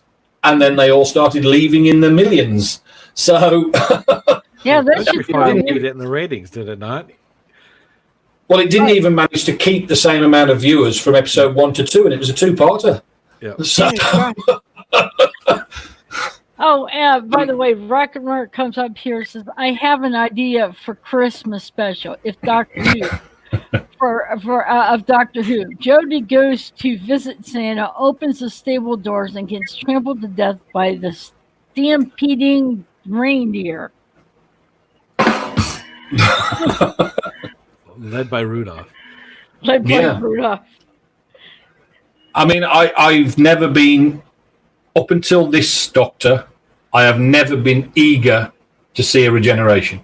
Oh, yeah. I've always been content with what's going on, and and I always think it's a bit of a sad time when we're losing one actor and moving on to another one. I know it's part of the show. I've always accepted it. I've got used to the new Doctor fairly quickly. But this one I am eager to see a regeneration and see if they do something different. Okay. I hope. Okay, here's the thing. Who would you like to see play the next Doctor? Ooh. I'll let somebody else go first. Well, personally, Honestly, I'd like to see I it think shelved Michael for a Sheen while. be the new. Who? Who, John? I'd like Michael Sheen to be the next Doctor. I think he's a perfect actor for the role. He's got massive range, lots of personality, and I think he'd be very, very good in it. If I think it was someone else, it's a weird thing to say, but I was thinking Cillian Murphy. I'd like to see Cillian Murphy have a go at it. Okay. I really would. Okay, Mr. Hyde. Okay, go ahead. Sorry, go on. No, Mr. Hyde. I'd like to see it shelved for a while myself. You what? Yeah. Shelve it for a while. Let the madness die down, and then start from scratch. New show, producer, new Doctor, and I don't know who would be able to play. Michael Sheen, like John said, would be a good, especially now that he's a little older. They should keep the Doctor older. I think so. Yeah. But I mean, it doesn't a lot appear. of talk about Chris Marshall coming on and stuff. I don't know who Chris Marshall is. I've seen pictures of Chris Marshall, but I've never seen him acting in anything like that. He started out as a comedy actor, and he was a very good comedy actor.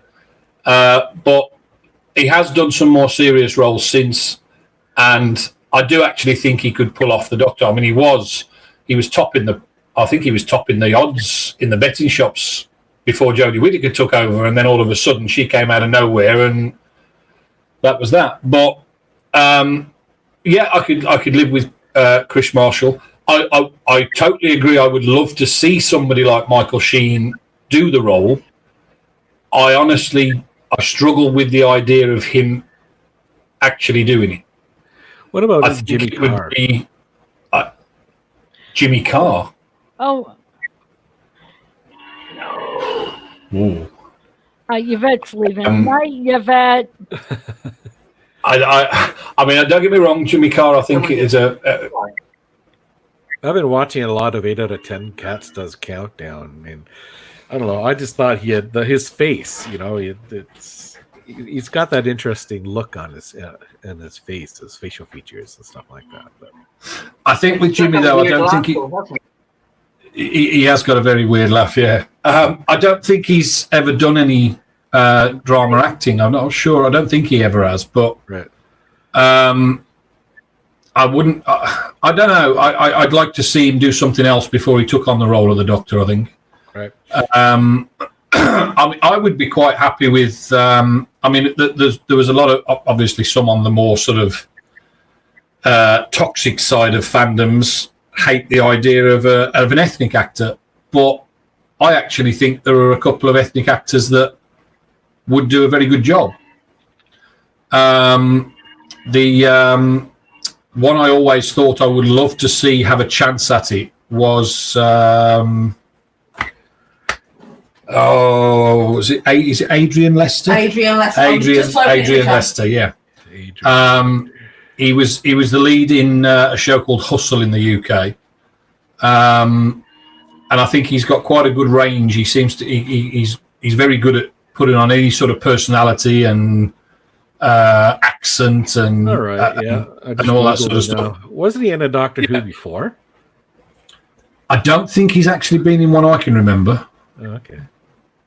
An ethnic actor that I think would be good for the Doctor has appeared. Patterson Joseph. He was in an Eccleston one, the one with the Annie droid. Remember when they did the Blink? Yeah, he was in that. Yeah. I mean, I just think it's. I mean, the whole sort of skin color thing with the Doctor, I don't think is an issue in the slightest. No. As long as the actor's good and knows how to play. Yeah, I mean, it's like Sacha Dhawan as the Master. I think he's brilliant, but there's been a lot of people who've said they didn't like him, and I don't know whether they're saying it because of his acting ability or his ethnicity. It was. I think it was like the poor written scripts. I could see him playing a really good Master.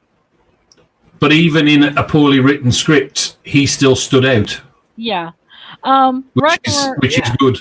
Rockemer says Jeremy Clarkson, just because of the Cybermen or the Daleks started getting cocky, he would just tell them the F off. Well, that was I can see what he's going with that, and that is exactly what people said about Peter Capaldi when he took over the role, because his most famous role was Malcolm Tucker. But you know, I certainly don't think Jeremy Clarkson's going to step into acting anytime soon. But it's one of those interesting ones. And I know I know certain people will jump to the misogynist, sexist idea. Yeah. I really don't think it'll be a good idea to go for another woman after Jodie Whittaker. No, I don't. Because even if it's the best female actress on the planet, I think people are going to still have. Well, I think they're just still going to have too much of a bitter taste in their mouth after Jodie Whittaker. I can see him playing the Doctor. That's your. That's Adrian Lester. Yeah. This is for Alison, by the way, because she said he was hot, so I'm putting him on the screen. Oh, right. There you go. Yeah, I think my missus agrees with that sentiment. Yeah, and she said he was very hot.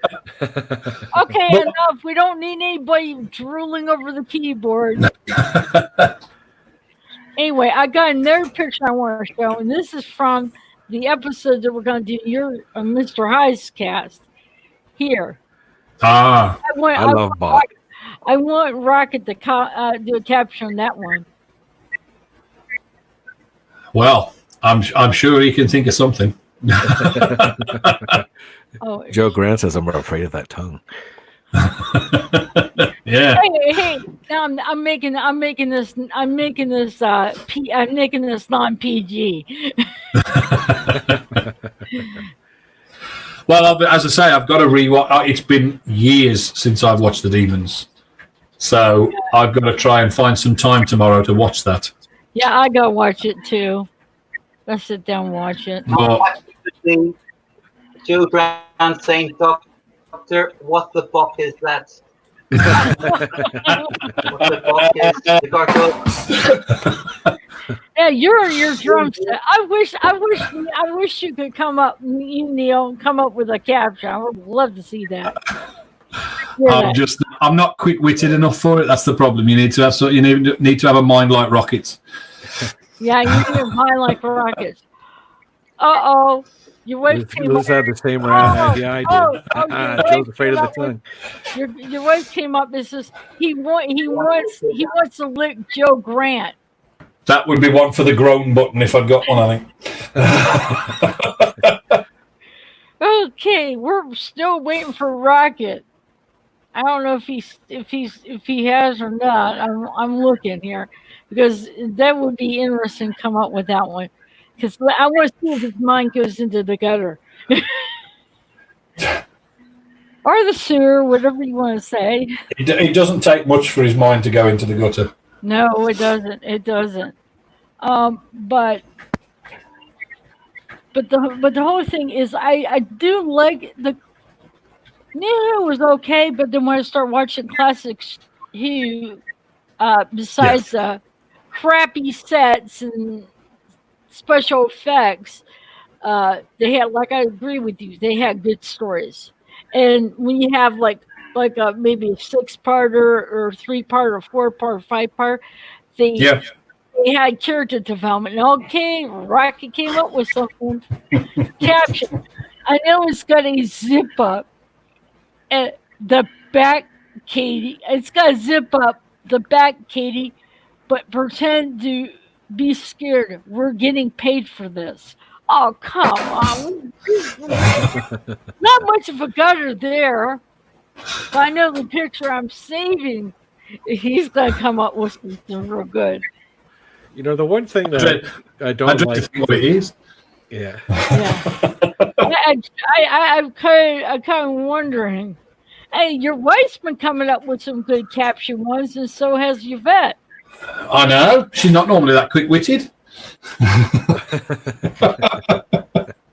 Well, someone in the household has to be. I'm getting the evil eyes from across the room. You better watch it. You don't want to sleep on the couch tonight, do you? I don't fit on the couch, so I should be the floor. Oh man! But the one thing I do like in the New Who compared to classic is the regeneration. That's a regeneration. You have that the special effects, you know, the light and stuff like that. To me, that's not me. To me, always Highlander. You know when they cut the head off the quickening there. Oh yeah, it's pretty Highlander, yeah.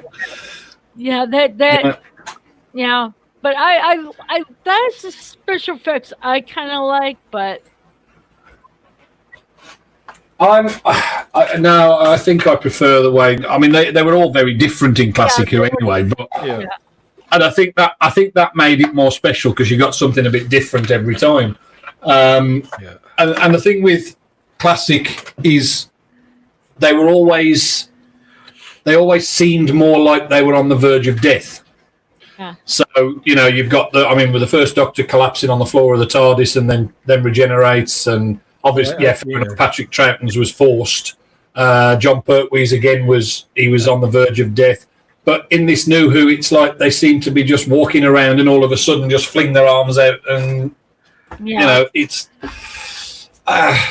they destroy the TARDIS in the meantime. It's like, why? What's the point? I think John's regeneration was the saddest out of them all. Yeah, that was sad. But I like how it's a tear surgery. Now that, you know, it was, yeah. I think they missed considering how long Tom Baker had been the Doctor, I didn't think he got a very good send-off falling off a radio telescope. Yeah, it was kind of rushed, too. Yeah. I think they were just... Yeah. He was in a hurry to get out of there. They were in a hurry for him to get out of there. And it showed. That his regeneration, it could have been done a bit better. You know, it could have been. I did, for many reasons, liked Peter Davison's. Not Perry leaning over him while he's regenerating, but that's the way I want to go. Well, exactly. But I thought, Caves with Androzani is probably my favourite Peter Davison story. So even though it was coming up to the end of his run, and I'm not, I'm okay with Peter Davison's run. I know a lot of people didn't like him, but I got used to him and I thought he was okay. But and then of course Collins was a mess because of the fact that he refused to do it. Yeah. But yeah, I certainly prefer, for me anyway, I prefer the classic regenerations. Yeah. Yeah. The one, the regeneration I like is when Patrick Troughton, he says, "You're making me dizzy." I thought that was kind of unique. It was always yes, there she is in one of those gold bikinis. Oh, her bikini.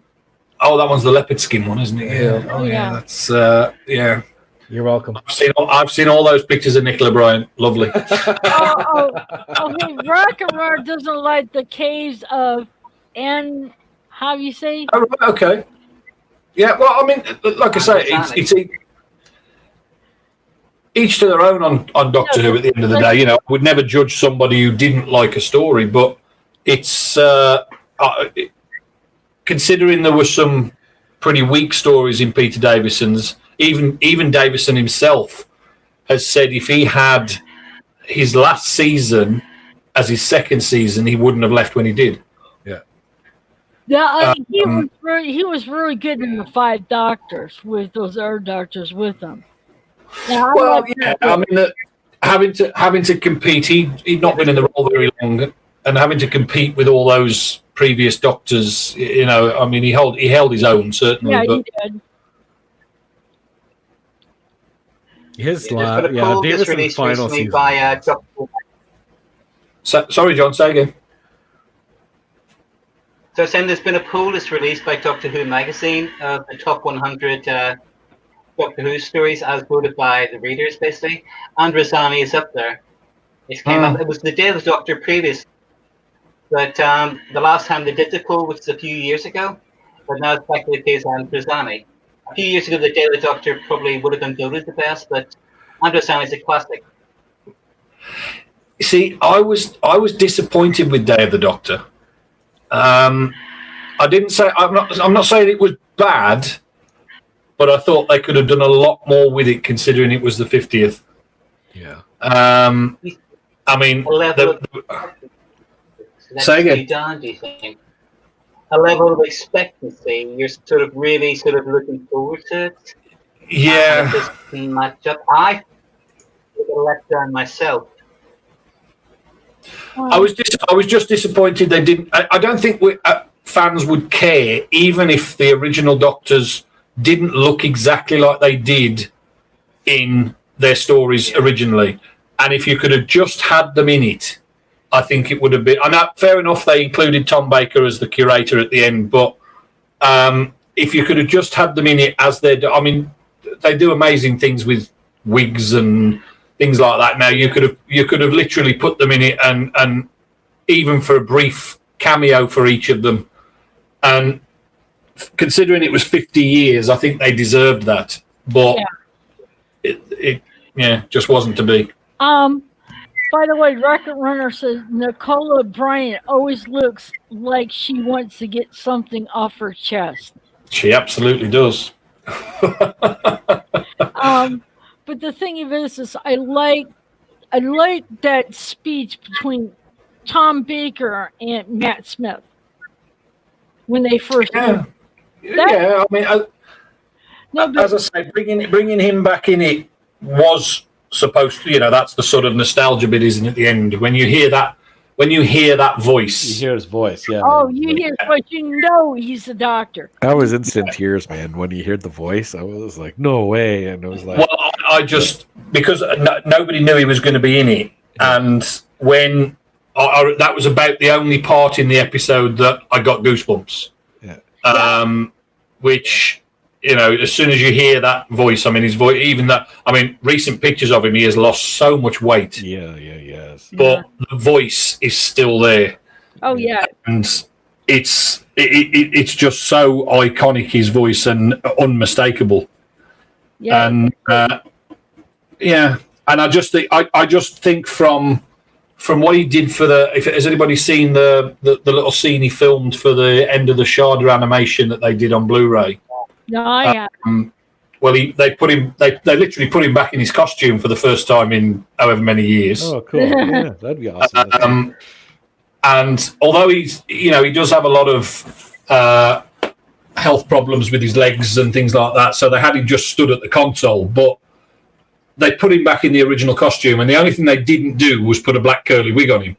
Yeah. But just that little scene, it was still the Fourth Doctor. Yeah. And I just think if they could have done something like that with an anniversary special, especially one as big as the 50th anniversary, then, and you could have done it. Well, we know that Peter Davidson could, sort of fit back into his costume because he did it for a David Tennant special, didn't he? Yeah. Yeah. Well, fair. I don't know about Colin Baker. He's putting a lot of weight, but yeah. Sylvester McCoy probably fit in his. Yeah, and he always used to carry an umbrella anyway, so he could, because he uses a stick a lot now, so he could just use the umbrella as his stick. So it would. I think it would have worked. They sort of did come back though when Peter Davison did that little skit with the Five-ish Doctors reboot. Yeah, that's it. Yeah, yeah. That was quite clever. I actually enjoyed that more than I did the 50th. It's funny you should say that because so did I. I heard a story. Sylvester McCoy, as a doctor, he always wears hat. He always has that hat on. Wearing a hat. It's because when he got the job, he likes to wear hats, and he asked them if he could. Yeah, he does. Yeah, he does wear hats now in real life. Yeah. Yeah. And on top of this, I've heard stories that no one really on the set of the 50s, like with Tom Baker, were kind of, not that basically welcomed everything. Matt Smith was the only one showed generosity towards Tom Baker. It was Matt. Yeah. Have you seen that thing that Rocket said there about the tribute to Liz Sladen that Tom Baker's done recently? Oh yeah, I saw it. I've seen that, and that's genuine emotion in Tom Baker. That was. Yeah. Yeah. And had it on her channel, and I listened to it. Yeah. To hear it. And it's heartbreaking too to see Tom the way he is right now because he doesn't look well. No, he does look like he's lost a lot of weight. Yeah. I'm hoping it's just. Perhaps maybe his doctors have said losing some weight will help with your knees because he's got terrible knees. Yeah. But there's also that horrible realization that the age he's at. Well, he's almost in his 90s now, isn't he? Yeah. And that will be a dark day for Doctor Who when Tom goes. I can't imagine. Yeah. Just thinking about it, gets me all welted up. Oh, no. I don't want to think about it. I think I may end up having to literally wear the hat for a week when Tom goes because I'll get my scarf out of storage. Yeah. I'd have put the scarf on, but it's that bloody hot in here. I think I'll cook. But yeah, so sorry, John. Say again. I've stuck myself with jelly babies when Tom dies for a whole week. Yeah, it is going to be. I mean, I was gutted when Jon Pertwee went, and Pat Troughton, but it was Tom for me has always been my doctor, so that will be a very, very sad day. Yeah, it would be too because it's like he was the longest running, as the doctor. He had the longest, era. And on screen he did, yeah.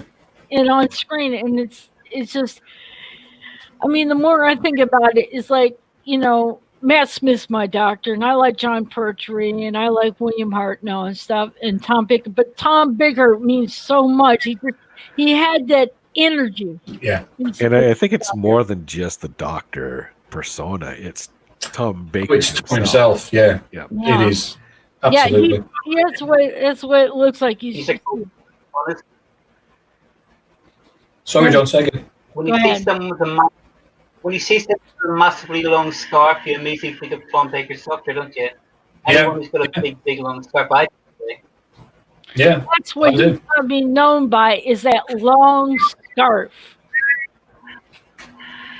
It is, and you know, I mean, he was another one that went out. I mean, I know we're talking about Jon Pertwee, but Jon Pertwee did the same. They used to go out in the costume and look like the Doctor on the streets. Yeah. And Tom used to turn up at so many places in his costume. Yeah, he wouldn't smoke and drink neither in front of the kids.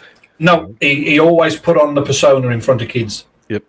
Yeah. And that's what you want in a role like the Doctor, because and I can't imagine many of the new ones doing it, but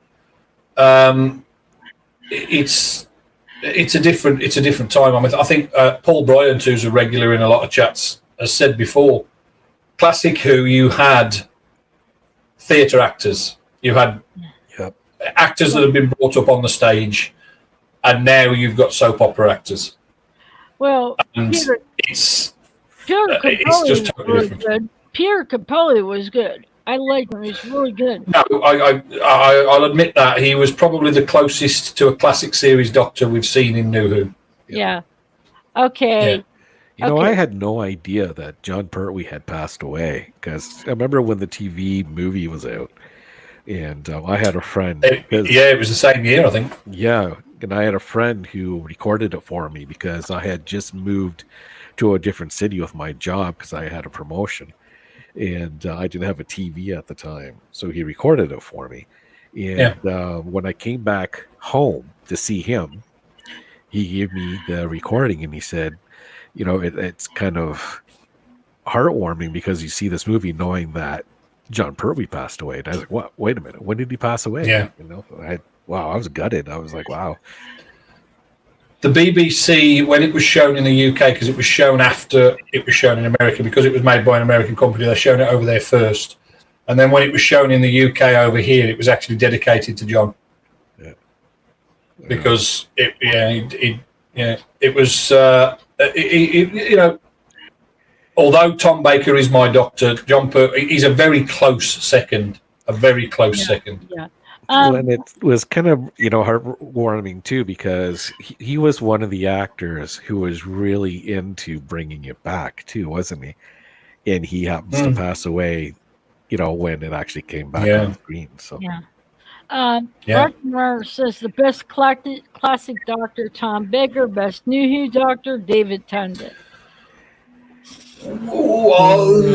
Some people I'm not so sure I'd 100% agree with that one. Don't get me wrong. I thought all of the New Who ones up until obviously the current one did an okay job, but for me, I actually preferred Matt Smith. Yeah, Matt Smith, as young as he was, he studied the role, and he played the role like he was a young at heart, but yet with the wisdom of an old man. That's the way he played. He reminded me a lot of Patrick Troughton. He did, yeah. He did sort of. I think he modelled a lot of himself on Patrick Troughton's Doctor. Yeah. Little bits with a sense of wonder and adventure that came with Matt Smith's Doctor. You know. Well, speaking about Jon Pertwee, Rocket Runner says, "I love Pertwee though. He was a class act." Absolutely.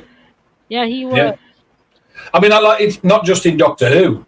I mean, as a kid growing up through the late 70s and early 80s, Wurzel Gummidge was one of my favourite kids' TV programmes, and he was brilliant at that. Yeah, I watched. You know, it was a children.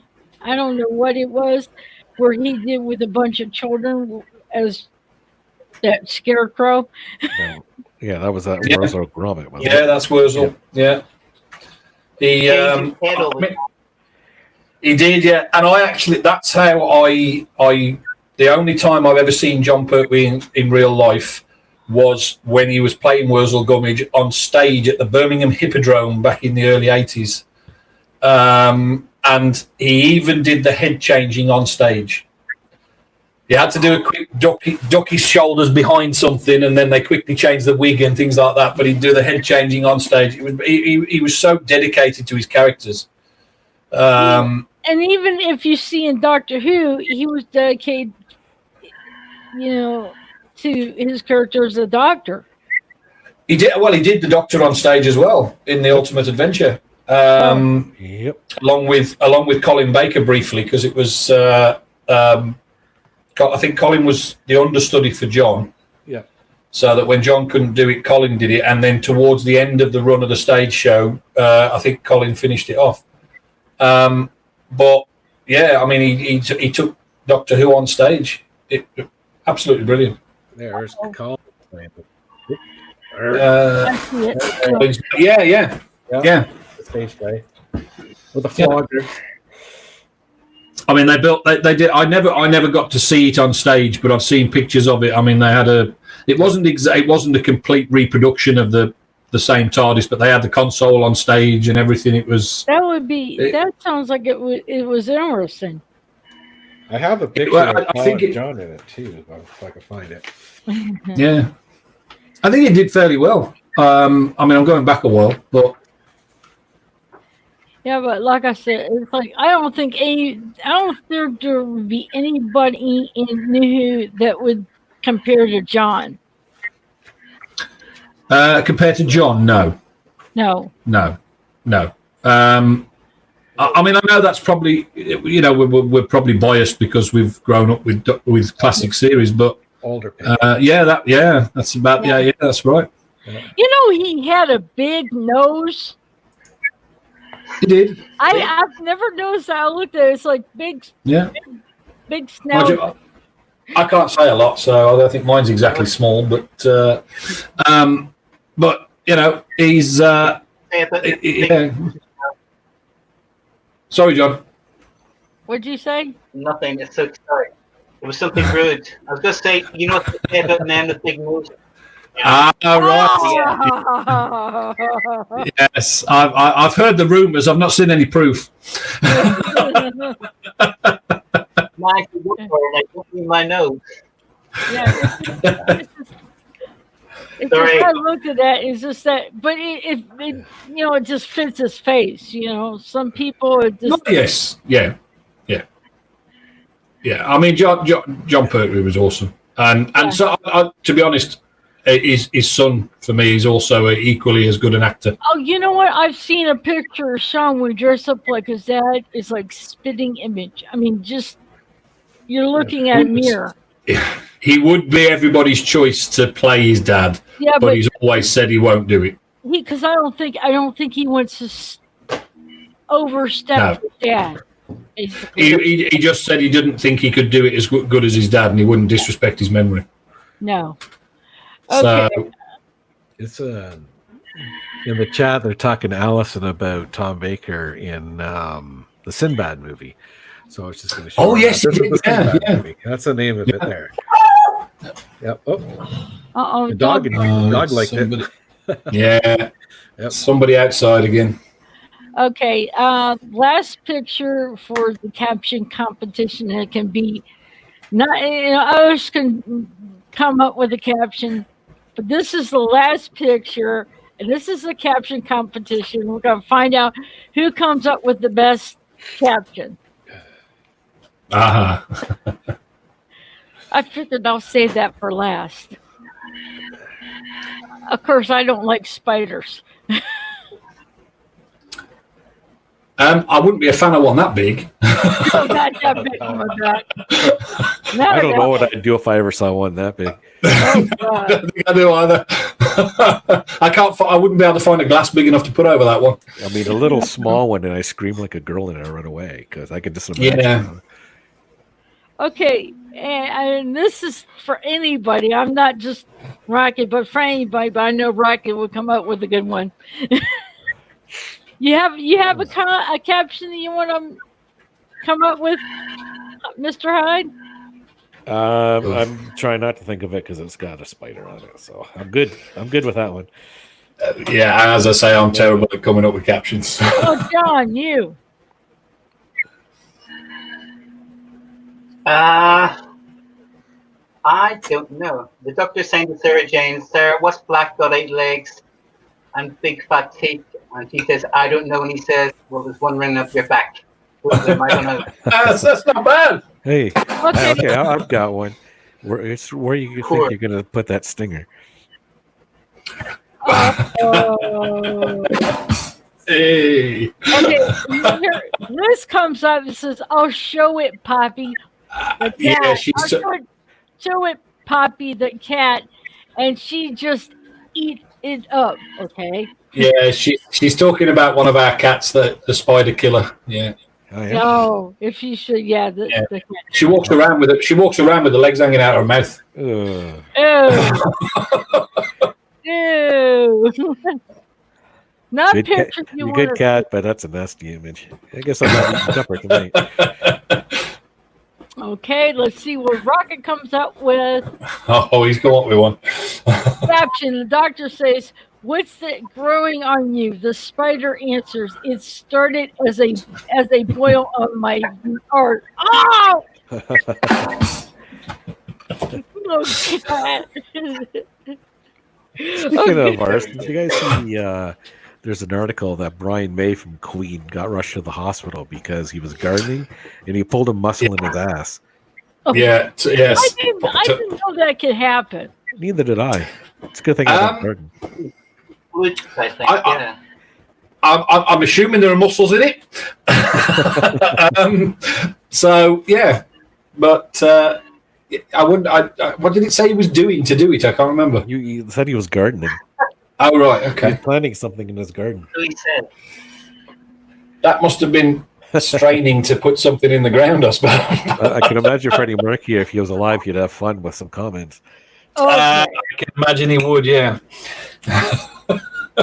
Anybody else want to come up with a caption? Fair game. Oh. I mean, Needless to say, we don't have spiders. Yeah, if you're come on, lend your cat over here.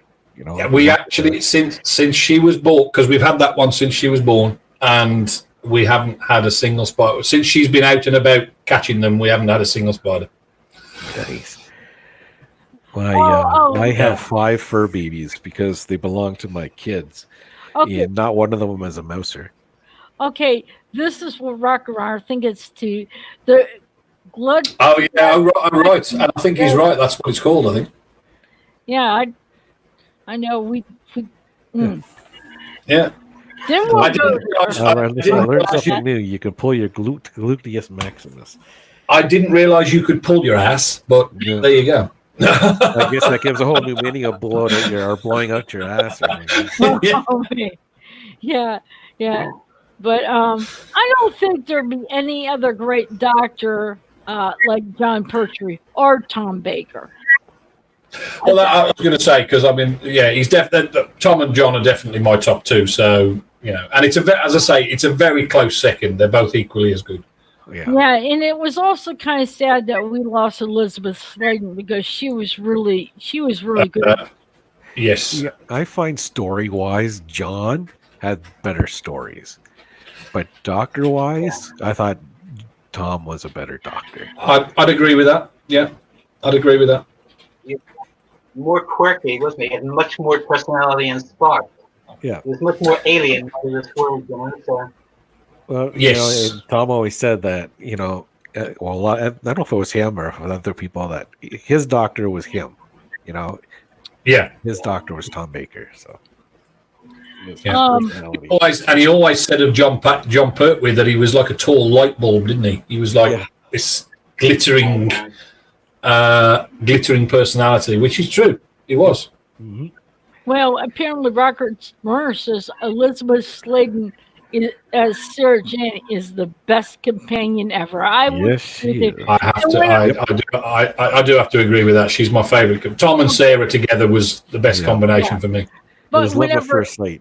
Yeah, when David Tennant, I heard he was reading, like I think he wrote a book, and it was like beforehand, and he mentioned about when he walked in the room for the school reunion, and he was a child. He said he remembered as a young boy was Elizabeth Sladen when he was growing up, And he walked in that room to see, for school reunion. So here's a young boy he grew up with was Elizabeth Sladen as Sarah Jane, and then get to actually be have her in when you're in, be acting with her. I mean, you can tell how much excited he was to see his, as a young boy. Oh, and go ahead. I was going to say one of the best moments in New Who's and school reunion when she's creeping through the school and then she finds the TARDIS. She turns around and he's standing. Yeah. Oh, and the way the music plays. Yeah, it gave me chills, man. My skin. I mean, that showed off Elizabeth Sladen's acting, didn't it? Because she didn't have to say a word when she saw that TARDIS. Yep. And you could, the look said it all, and you could tell exactly what she was thinking. And that music, that made your hair stand on your arms and give you goosebumps. Riker is the best New Who companion, I have to say, was Donna. You'll have to excuse me, I'm not crying. Something's just flown in my eye. There must have been a little midge around or something because it's just gone straight in my bloody eye. Oh, don't you hate that? Yeah, that'll sting for a few hours now. but Riker is the best one he liked of New Who companion was Donna. And then your wife says Donna was sad. I mean, yeah, Catherine Tate's great. Yeah. I mean, her comedy's good, and she's a very good actress. Catherine Tate and David Tennant had good chemistry. I would like to have seen her stay a little longer too, right? Yeah. I think it was disappointing that I think all of them only had one season. Really, well, no, Betty Piper had two, didn't she? But all the other ones after that only had one season, didn't they? I think it was sad how Donna exited. Yes. Yeah. Yeah. I'm trying to remember something about her brain or something, wasn't it? Turn Left. I thought that was a fantastic episode. Turn Left was actually a good one, yeah. Yeah. Well, no, but she had was it the meta crisis? The Doctor have Hume have Time Lord. And see, the meta crisis, the thing is, she couldn't hold all that in her mind. So that's why the Doctor had to wipe her mind, because there was no cure to it. I mean, I didn't mind that whole story, and I thought Catherine Tate did a very good job of, shows off the acting skills when they sort of when she switched to being the Dr. Donna and they got the Time Lord information in her head. The character changed completely on screen, which is great. She did that switch really well. Yeah. And another one, I actually thought David Tennant did a good job of that in Family of Blood, Human Nature one, wasn't it? Yeah. When he switched from being the sort of shy John Smith back to the Doctor, it was so... it was literally a click of a finger switch, and you see those two different characters instantly, and I love it. When you can see an actor do that, I think that's great. Oh, Rocker says, Claire makes me want to bring back ducking stools, and I didn't mispronounce ducking before he even went out. I get why people didn't like Clara. I liked the look of Clara. Yeah. I mean, she don't call that bad. I mean, I can certainly say she doesn't look that bad now, but it's I don't know. She's not one that I hate. I actually didn't. I didn't like Rose towards the end of her run. Yeah. When she became the sort of in love with the Doctor character, I hated that. No hanky panky in the TARDIS. No hanky panky in the TARDIS. Roses, they became so prominent in the stories, especially Clara, that I think they took away some of the attention from the Doctor. You know, like this whole Danny Pink storyline. I didn't like that one. No. He was an annoying git. He was so wholesome, it was unbelievable. Um, And I quite liked that car knocked him down, but Clara was all right at the start. She was great as the Impossible Girl, I thought. She was great as Victorian barmaid win. I liked her in the asylum. I liked her in the Asylum of the Daleks one. I thought she was funny in that. yeah. And I liked her in the Snowman, but it was, yeah, I can see why people didn't like her eventually. But I liked her in the Name of the Doctor, which the reason why we talked about different doctors help people out, with situations or through situations. I don't really think of myself as like people comment, so you're really confident in everything doing these live streams, but if you are in my skin and mind, I don't think so. I kind of would criticize myself badly. But the Name of the Doctor, the reason why I like that is Claire didn't think she was an impossible girl. The Doctor believed in her, believed that she's an impossible girl. When they got into Trensler into his tomb, and she saw Simeon jump into his time stream, and each part of his stream, the Doctor was being killed off. Then she decided. Then she's like, "Oh yeah, I am." She jumped in the stream, and she said, "I was born to save the Doctor." And it's like, to me, even though she didn't know it, it's like when it came to that point, she's like, "Okay, I'm gonna do this. I know what I'm supposed to do." That's what made me, for it. see, for me, I think that's where the character fell down a little bit, because you've got this whole, she's the one who saves the Doctor and goes through all his incarnations and tells him how to do things and all this sort of stuff, and that just didn't work well for me. But again, like I said, it's each to their own. So yeah, but what I'm saying is, it was a part that was it. It kind of helps me see stuff in a different way, because I wasn't popular in school because of because I had a lot of learning disabilities and stuff. But it made me see, hey, if she can do it, I can do things. And by the way, Rocket says Claire was like someone had filled Miss Piggy with helium. And then shoved her head up her arm. you see, that analogy works well for Amy for me, because I wasn't overly keen on Amy because it was another one of these characters that was in love with the Doctor. So I wasn't overly keen on Amy. But yeah, while being engaged at the same time. While being engaged to somebody else. There's some people that say stuff about Amy, that she was whiny and the way she treated Rory. Yeah, it wasn't nice, was it? No.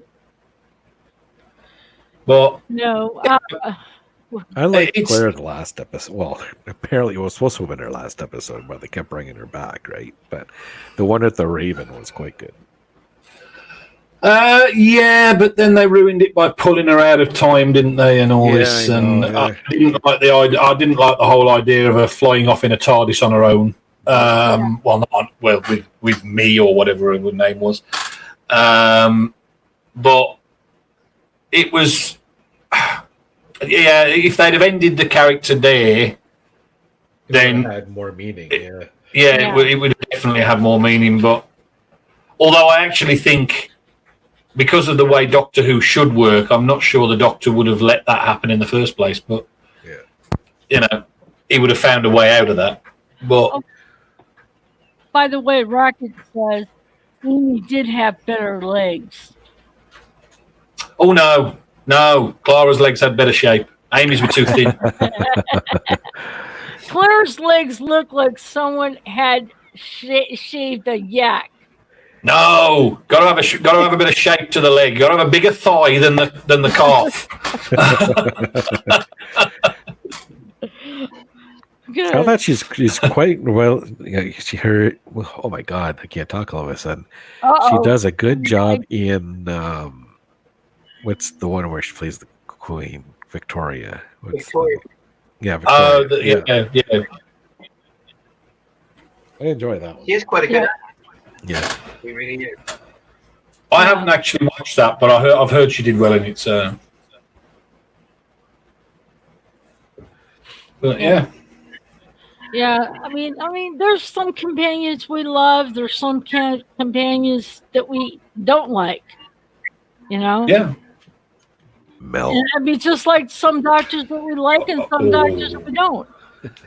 I like the way you threw in that Mel there because I can agree with that one definitely. What? Worst companion of all time. What I did I miss? think that's going to be a unanimous decision that Bonnie Langford was the worst one. Yeah. Oh man. But If every time I get asked that question, worst companion of all time, it takes me not even 5 seconds to get. No. Mel. Yeah, it's Three letters. Definitely. She was a screamer, wasn't she? That's all she did. Yeah. Though she was better though with Colin. And she wasn't in it too long with Sylvester, but it was just just grating on your nerves. Yeah, she left to open up one glitch, didn't she? In Dragonfire. I think that's what she did. She left to work on that ice planet. It was a weird way she left as well. The ocean and ice planet. Yeah. Her goodbye though. Her goodbye scene was quite touching. It was. The trouble is that we never really saw where Mel came from, did we? So because she'd just sort of shown up as a future companion of the Doctor, so we never, in the Trial of the Time Lords series, she just showed up. We didn't know where the Doctor acquired her or met her or so yeah, it was a bit yeah. Um, I was very disappointed. I was very disappointed when they put a lizard, a slug brain in Perry's head and got rid of Perry. Would you think Melissa Gomez would play a good Rane? If I'm saying that right. Michelle Gomez. Yeah. She was. I actually think she should have been the Rani. Yeah, and in my head, I always picture her as the Rani because she's. Yep. I'm also going to tell you this, and you didn't probably know about this. Michelle Gomez also played in Highlander. She was in Highlander. Yes, she was. I found that out. Like, whoa, wait a minute. The first Highlander movie. No, I think the TV series. Oh right, okay, right. I just saw that. I'm like, oh, wait a minute, really? I missed that because I watched the TV series. I mean, don't get me wrong. Michelle Gomez is a good actress, and if you picture that character as the Rani, it works. Yeah. But as the Master, it doesn't. Well, your wife says she didn't like Turlo, or how do you say his name? Turlo. Yeah, Vislor Turlo. Yeah, he was a very odd one, wasn't he, Turlo? Turns up to try and kill the Doctor. Yep. And the Doctor lets him travel with him, and then, as I say, Mark Strickson was a very lucky boy having to carry Nicola Bryant up that beach in a bikini, but he was not a great character at all. No. And when he took his pants off to jump in the water, that was disturbing.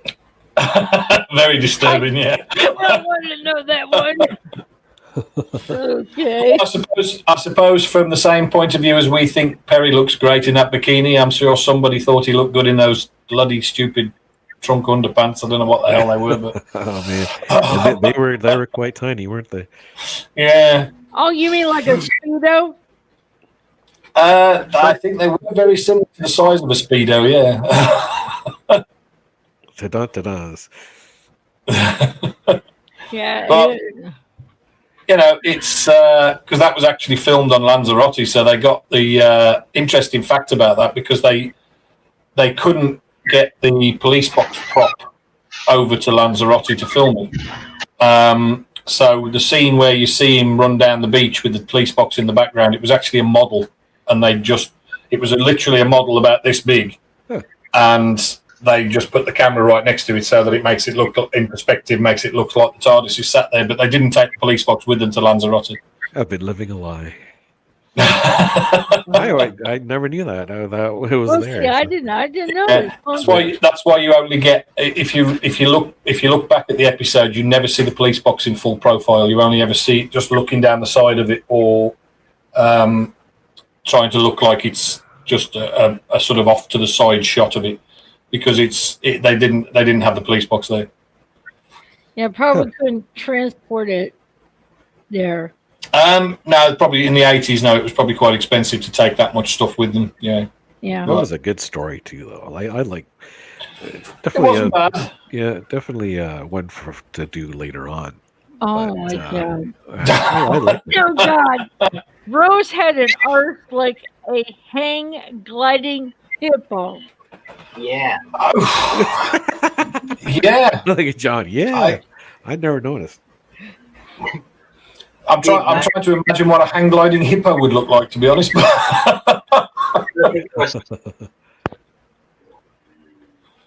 She showed at those tiny trunks. Your wife about Turlo, those.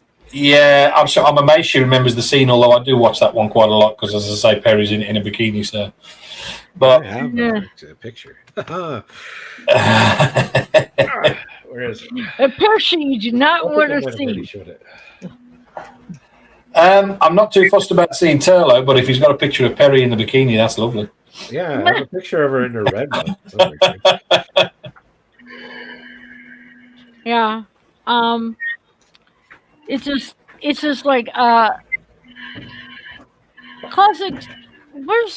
Wish knew it was like the classic because she would leave you hanging. And I talked to a friend of mine who's also a Doctor Who fan too. She wouldn't like the classic Who style for New Who because she wants to see how the ending is. I don't think she would be able to handle it. She wanted it all more so she knows how it ends. Whereas she don't like it. She just wants it complete. I'm like, well, I like it like classic because the characters develop more, and then you always want to know what's going to happen. You're always wanting to know what's going to happen next time, kind of leaving it a cliffhanger. Well, I think the new series needs to go back to that format. I think so. Yeah.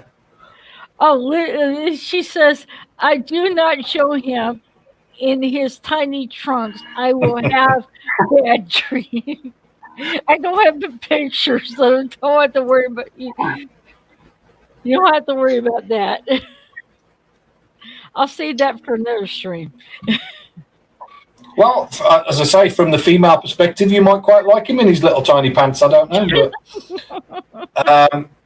I certainly wasn't. I certainly wasn't looking in the direction of Turlo when he was in that scene. Of all the now, do you like the Doctor be able to pick out the costume inside the TARDIS, or something like what Jon Pertwee did? Oh dear. I think it works whichever way he gets his costume. To be honest, I mean, there's been. Sorry, what's this? Record says Edward Highmore, who played Malcolm in Planet of Fire, is the father of Freddie Highmore, who was Charlie in the Chocolate Factory and the TV show Bates Motel. I didn't know that. I didn't know that, and we watch him in The Good Doctor. Is that Freddie Highmore, not Edward Highmore? Yes, he's saying Edward Highmore was his father, who was in a Doctor Who episode. Right, okay, sorry. should pay attention to the chat here. Yeah, so we watched Freddie in The Good Doctor. Freddie Highmore's a genius. Yeah, I mean, he did, as I'd say, Rocket just said, he did start out as playing Charlie Bucket in the Johnny Depp version of Charlie and the Chocolate Factory. So, Oh, see, I learned something. I've always watched Charlie. I've watched Charlie and the Chocolate Factory. Are we mean the old Charlie and the Chocolate Factory, or the? No, the as I say, the Johnny Depp remake, the Tim Burton one. Oh, the Tim Burton one. Yeah. Yeah. No, the one with Gene Wilder in is still the classic, I think. But the one with Gene Wilder is good. I like that. Yeah. But is there anything that you? Go ahead, John. It's a boring fact about Willy Wonka and the Chocolate Factory, the Gene Wilder version. Remember Day of the Daleks, the guy that played the controller? He released he was the candy shop owner. He was, yeah. He sang that song, "The Candyman Can," didn't he? Yeah. I remember. I can't remember what the actor's name is, but I remember him. Yeah. Candyman Can. Okay, I was asking here. Any suggestions on what our live streams I can do? Anything that you would like to see? I think the sky's the limit, Michelle. You can talk about whatever you like. Yeah, well. It's I mean, don't worry about what other people want to hear. Pick a subject that you like, and you can usually make it work. I like to have some suggestions, just to help me to come up with a good one. Right. There she is. God. Oh, Perry. I find the picture in the magazine, so I had to do it online. Good old Google. Oh yes. Google is your friend. Good old Nicola Bryant. Who still looks equally as hot as that now. Yeah, she does. Yeah, she's and she's a regular at conventions and things. She's quite visible in the fandom. Yeah. Oh, Dean's turned up in the chat. Yeah, he says he's kind of late. He's like, I couldn't get my bloody radiator back on in the bathroom. Oh dear. Oh dear. That's not good. Oh God. Ruckus says this is the Dean. Just in time for Perry's Hooters. Absolutely. Yep. Oh my God. Absolutely. Yeah. No, she's. Well. Oh, now your wife says. Now we go to the gutter. That's not the gutter. She's fully dressed. No, but she meant the talk. per his Hooters and everything. Oh my God. Okay. The still my favourite picture of Nicola Bryant is the publicity shot before she got it in the gold bikini. That's the one I showed earlier. In the one piece. No, there's two. There's one. She was in the 2-piece bikini in the one you showed, and there's one where she's in a. It was. Here I go. Here you go. Pop that up, Michelle. All right. Yep. Oh, there. Yeah. Great picture, that is. Great picture. Oh, God. I wonder if Rocket Bird could come up with a comment about that. I think we showed it the other night, Michelle. I think he did. Oh, yeah. You showed that. Yeah. Yeah. That was actually before she got the role. It was one of her publicity pictures. But it's not a bad picture. It's a great picture. I was very pleased when Nicola Bryant got the role. That's what I was talking about. She's appeared in a few, Yeah. Yeah. So, I don't know. I think I might do I don't know. It could do companions, but okay. I'll probably come up with something. I've been wanting Does it to have do. to We're doing the companions on Friday night, so I've been thinking about doing the stolen Earth and journeys and like a review on that one because that episode was so it was the best. It was a really good episode, 2-parter. But then you have to throw in turn left, and turn left flows into the stolen Earth. It's like it was a 3-parter. it is more like a 3-parter, yeah. Because yeah, definitely 3-parter, yeah. Oh my god! That would have Davros in it. Yeah, it did. It was the one where they brought, and to be honest, I thought he did a good job of Davros. I mean, I've always been a fan of Terry Malloy as Davros, but it was he didn't do a bad version of a modern Davros. And at least they actually remembered that Davros had his hand cut off and gave him a robotic hand in the new one. Yeah, reservation. Oh, wait a minute. Your wife says that's a good one. What do you mean, good one for what? I'm kind of like. I think she's talking about doing the review of that Stolen Earth, and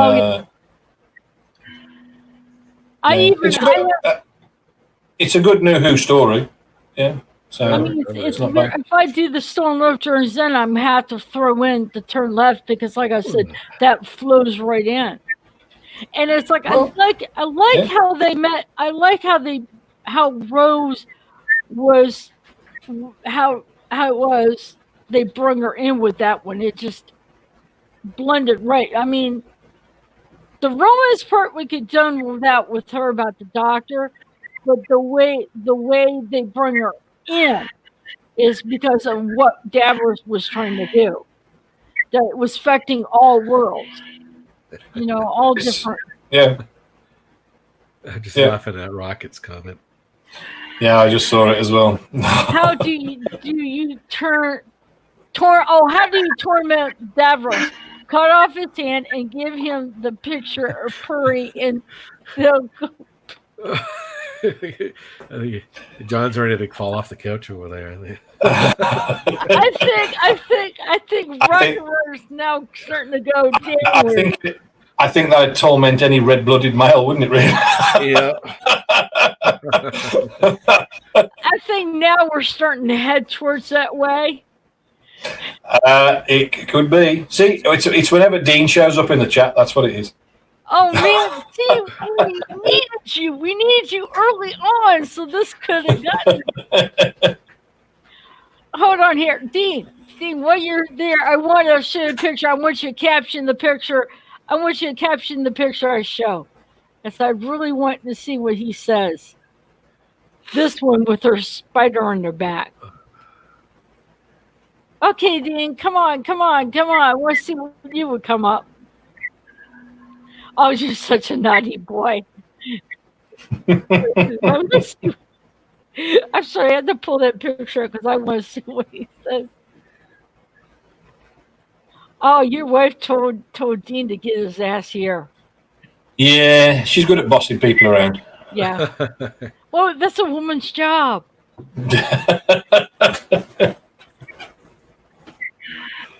Okay. Well, you know what? You could have done more dirtier. I said, I hate spiders. That just scared the crap out of me. That was funnier than the caption. Okay, come on. Yeah, we should have. You should have been here earlier when I had a lot more pictures to show that you could come out with some good captions. Oh, there's always another stream, Michelle. Mm-hmm. Some more. Yeah, their stream working. Oh, he please aim. Yeah, you do. He says please to aim. Aim to please. Aim to please, yes. Yeah, well, I got a nightmare-inducing one picture. There we go. Oh, no. Nightmare-inducing. Oh, God, is that Janet Fielding? Janet Fielding. No, to be honest, I didn't. She had a great pair of legs. Yep. But I mean, that's where her nickname comes from, because she literally is a mouth on legs. And she became an agent to other actors, which is pretty much fits her personality, to be honest. Yep. And she even cut on Twitter. She uses that. It's Janet Fielding, and in brackets, mouth on legs. Yep. So. Breaker Word shows it's like Dean brings the best out, a Rocket, and the worst are the worst, depending on how you look at it. Yeah, I think it's a bit of both, the best and the worst. Oh, boy. I don't know what he meant by this. Oh, I know exactly what I know exactly what he means by that, and I totally agree. There's another one for the shower, even though she's. He's not talking about cleaning the shower either. Maybe later. Okay. Oh my God! Here's the Jen Fielding, as she is better known, the anti-Viagra. Okay, now we're starting to go together.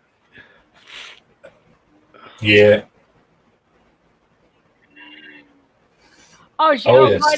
By the way, your wife is telling to about to come over to Mr. or the live stream with Mr. Hyde. Tell him don't forget. Yes, which is not that far away now, because we're getting quite late here. It's nearly 11:15 at night here. So. Oh yeah. Oh my God! Light here. You know what? Oh, Scott. You know what? This is over than my first video. That first live stream.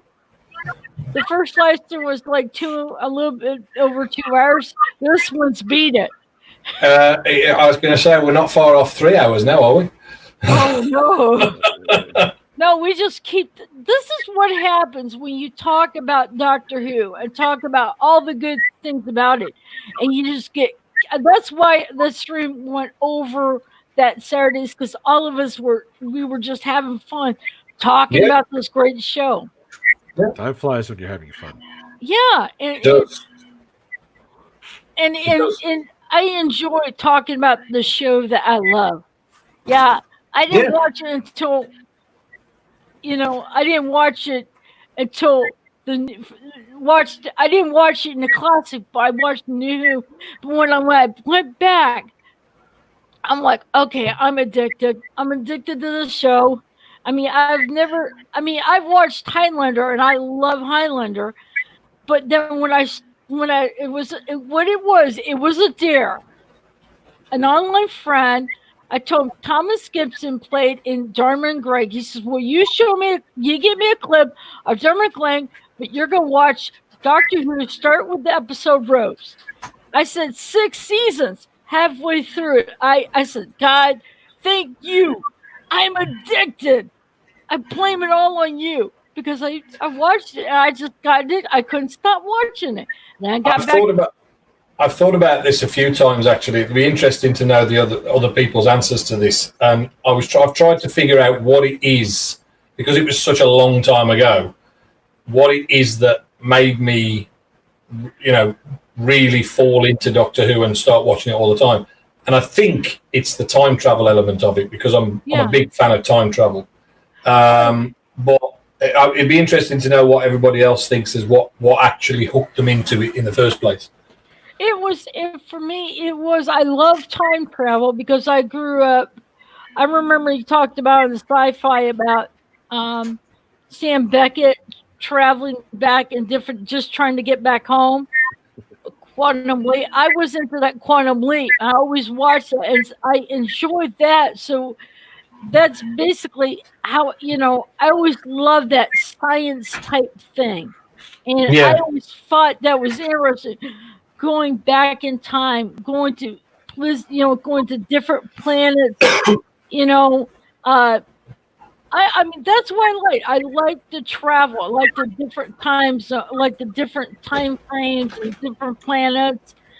I always loved astronomy too. So, I mean, that whole thing for me, I don't know anybody else. Yeah, it was time travel for me too. I mean, when I Right. first watched Doctor Who, it was Warrior's Gate was my first one. And from the first time I saw the TARDIS, I fell in love. Yeah, I think Oh, so. I mean, it is. Well, I'll let John say what he thinks as well, but I think it's definitely time travel for me. what about you, John? Boring. I'm going to agree with everyone. It is very much the TARDIS and the whole concept of the TARDIS. The Yeah, thing about me sort of watching Doctor Who was, I was born in 1966. I'm really old, but in 1969 the Troubles started in Belfast, and I was very young, so I went away every weekend to stay with my granny, who lived just outside Belfast, and they were very traditional. And those days, people watched sort of grandstand, and then Doctor Who, then Bruce Forsyth and the Generation Game, and they watched BBC all night long. So I sat and watched it the weekend with my granny, and I just got hooked. And I think basically it was just the idea of getting into that box and coming yeah, out somewhere else completely. I was always a big fan. The North Americans won't understand this. Remember Mr. Ben? When he went into the shop and came out the back of the shop, he changed his clothes and walked out of the shop, and it was a whole new world. Do you remember that, Mr. Ben, years ago? It was a yeah, kid's cartoon. He did that. It was Narnia-ish. I was loved it because of that, really. It was always something new, always something different. It was never the same in those days, really. And that's why I loved this so much. It was really good. A lot of people have different reasons why they they got into Doctor Who. That would be interesting to find out what got people into it. What made them fall in love with the show. yeah. That would probably be interesting I think today. it's going to. I mean, a lot of people's answers are going to be similar. I think, but the time travel thing is such a draw, isn't it? It's Yeah. I mean, as John just said, the idea of being able to step into this box and just go anywhere. It's just just amazing. Okay. As well, so. Okay. Here's a question. If the Doctor came with his TARDIS, where would you want to go in the TARDIS? Oh, I'm a big fan of history, so it'd be somewhere in the past. I think. I'm not bothered about the future because it's the future, and I'm not going to get there. But I'm a big fan of history, so I think it'd have to be somewhere historical. Where my favourite era, I know this is going to sound odd, is the 40s, even though there was a world war going on. But I do like that sort of whole, especially in Britain, with the whole sort of keep calm and carry on during the war and all that sort of stuff. So it'd probably be a bit like the Doctor Who episode, The Empty Child, where they end up in World War II. That's probably, for me, that's where I'd probably go. Mr. Hyde? I'd go back to the Wild West. I've always been fascinated with, Billy the Kid and Tombstone and that time period. Yeah. What about you, John? I'd go back to Haight-Ashbury in San Francisco in the late 1960s, and then go on the bus to Woodstock. I think I'd like to do that, really. There are more interesting places to go in history, but they're generally sort of quite unpleasant. So I'd like to go there. You just want to get your buzz on. Well, me, if I got a chance, it would be to go back when Shakespeare was around and get a chance to see the Globe Theater in its height, when it was first built.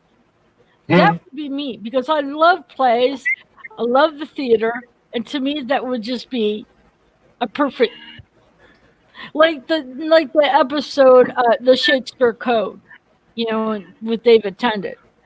When I watched it, it was like, oh wow, I was just like mesmerized by it. I would like to go back that time and get a chance to see Shakespeare in. I'd love to be able to go back in time and see Dracula in 1932 in the theater. And experience that in black and white, for the first time. That would have been awesome. Oh my God. I'm looking at Rocket Runner's comment. I like to go forward in time to the day Justin Bieber was blown up for his crimes against music. And he's Canadian too. Anyone can have him. No, you've got to keep him. Okay. Dr. 50 says, I'll go back and tell Mr. and Mrs. Chimble not to have a kid. Yeah, I think that one would be one a lot of people would do. Throw them a pack of condoms or something and say, "Here, use these instead." Yeah. It's like I think we miss Dean because when Dean's not in here, it's like Rocket Runner's mind doesn't go to the sewer. It takes a while, but now he's here. Now he's starting to get in his prime. Get his running. Here you go, Michelle. I've got a present for Dean in the chat. There you go. Look at that. Oh my goodness! Oh God, Dean. Those thighs. Well, actually, she is really pretty. He may disappear for a while when he sees that one. I gotta mute myself for 5 minutes. I'll be back. Kind of like we were mentioning in the thing with the Dalek. Someone's in the Dalek guy. Oh my God! Yeah. Wait a minute, more one. Right there. Right, that's it. I'm off for a. Oh my God! I didn't know that. I didn't know that. Oh. Wait a minute here. Puppies now. Yeah, I'll take that down before anybody has a passing out session. Can we pet the puppies first before we buy them? Yeah, but down here he says, I was a good boy. Yeah, Dean, we need you more often, Dean. We really did. Oh, man. It's like, see what happens when we're talking about something good that we love and I think time flies. Oh, my God. Yeah. And when you throw in a couple of pictures of half-naked Nicola Bryant, it's a winner. Oh, my God. Did you see what Rocket just said? He stroked the puppy. Exactly right. And your wife said there before that, I said, I'm leaving them to it. I know, but these are wrong now. I love to play with those puppies. Oh my God. I'm not saying a word because I'm in throwing distance of the other half. So yeah.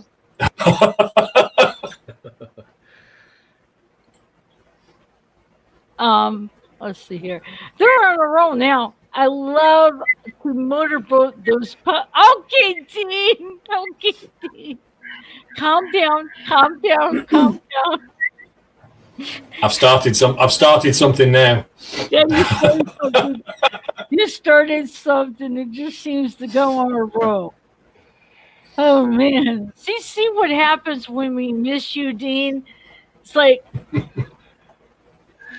needed you before because I had some pictures that were good. Wait a minute here. How was she went here? Let's see here. Allison says Rocket wants the one with the pink nose. I'll show him that one. See if he could come up with a comment on that one.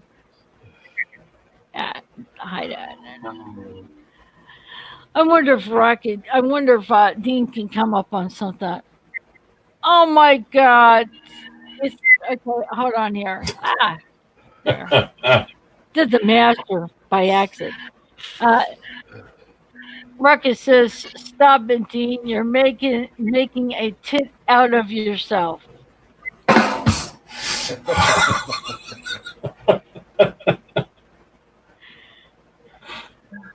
Oh man, it's like you started something when you threw up those pictures. Absolutely. You started. You really started it. So we're going to be on Neil are got Mr. Hyde's show tomorrow. Doing was it the demons or demon? How do you say it? The Demons. It's the demons. Yeah, Demons. it's just an odd way of spelling it, but it is the demons. Yeah. Demons tomorrow for review, and then you're going to be doing companions Friday 8 p.m. UK time. We are. Yes, ours is companions this week. Yeah. Companions, and I'm going to be doing Wednesday Carnival of Monsters with the doctor we just talked about, John. The Draxigs are awesome in that. And I'm gonna be doing that with Yvette. I don't know, Neil, if you're going to be joining us. Wednesday, possibly. Yeah. Wednesday. Yeah. I don't see. I don't see why not. Okay, and I need to start rewatching. I will do Stolen Earth and Journey's End, but I'm gonna have to throw in Turn Left because that ties into that. Ties into the Stolen Earth, and so I need to. Yeah, you definitely need to include a bit about that one. Yeah. Yeah. Oh, by the way, Nicola Bryant must have a huge bird table because those tits are rocket. See what happens when we miss Dean. When I was just looking for that picture there, I found one I've never seen before, and apparently it was from a movie that she did. And I can't not put this up because Dean will love this one. You mean Dean will have a field day with that one? So would Rocket. What movie is that from? I can check in a second when I can take that picture down because it's on the same screen. So hang on. But yeah, I didn't realise she'd done a film where and it looks like she's about to take the rest off. So I might be looking for that film. She's taking off her bra. At gunpoint. Do you say gunpoint? I never even looked at the guy in the corner. There was a guy in the corner? Yeah. Apparently it's a film called Parting Shots. Oh, okay. Now you're going to look for that, Neil, aren't you? Very likely. I see what happens. Here.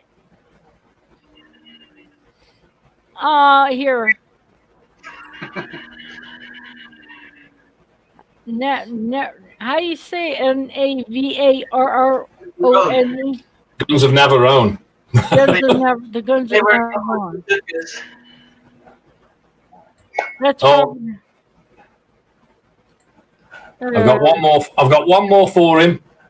I'm still waiting for a comment on. And he's gonna shout at me for this one. But here's one with the puppies out. Oh God.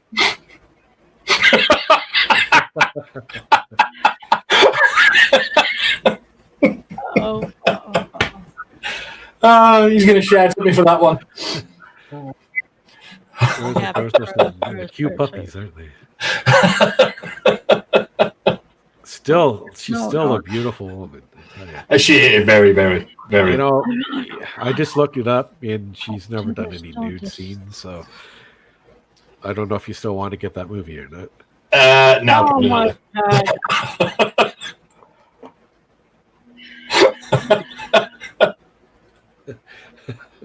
I just couldn't resist when she got a photograph with those puppies.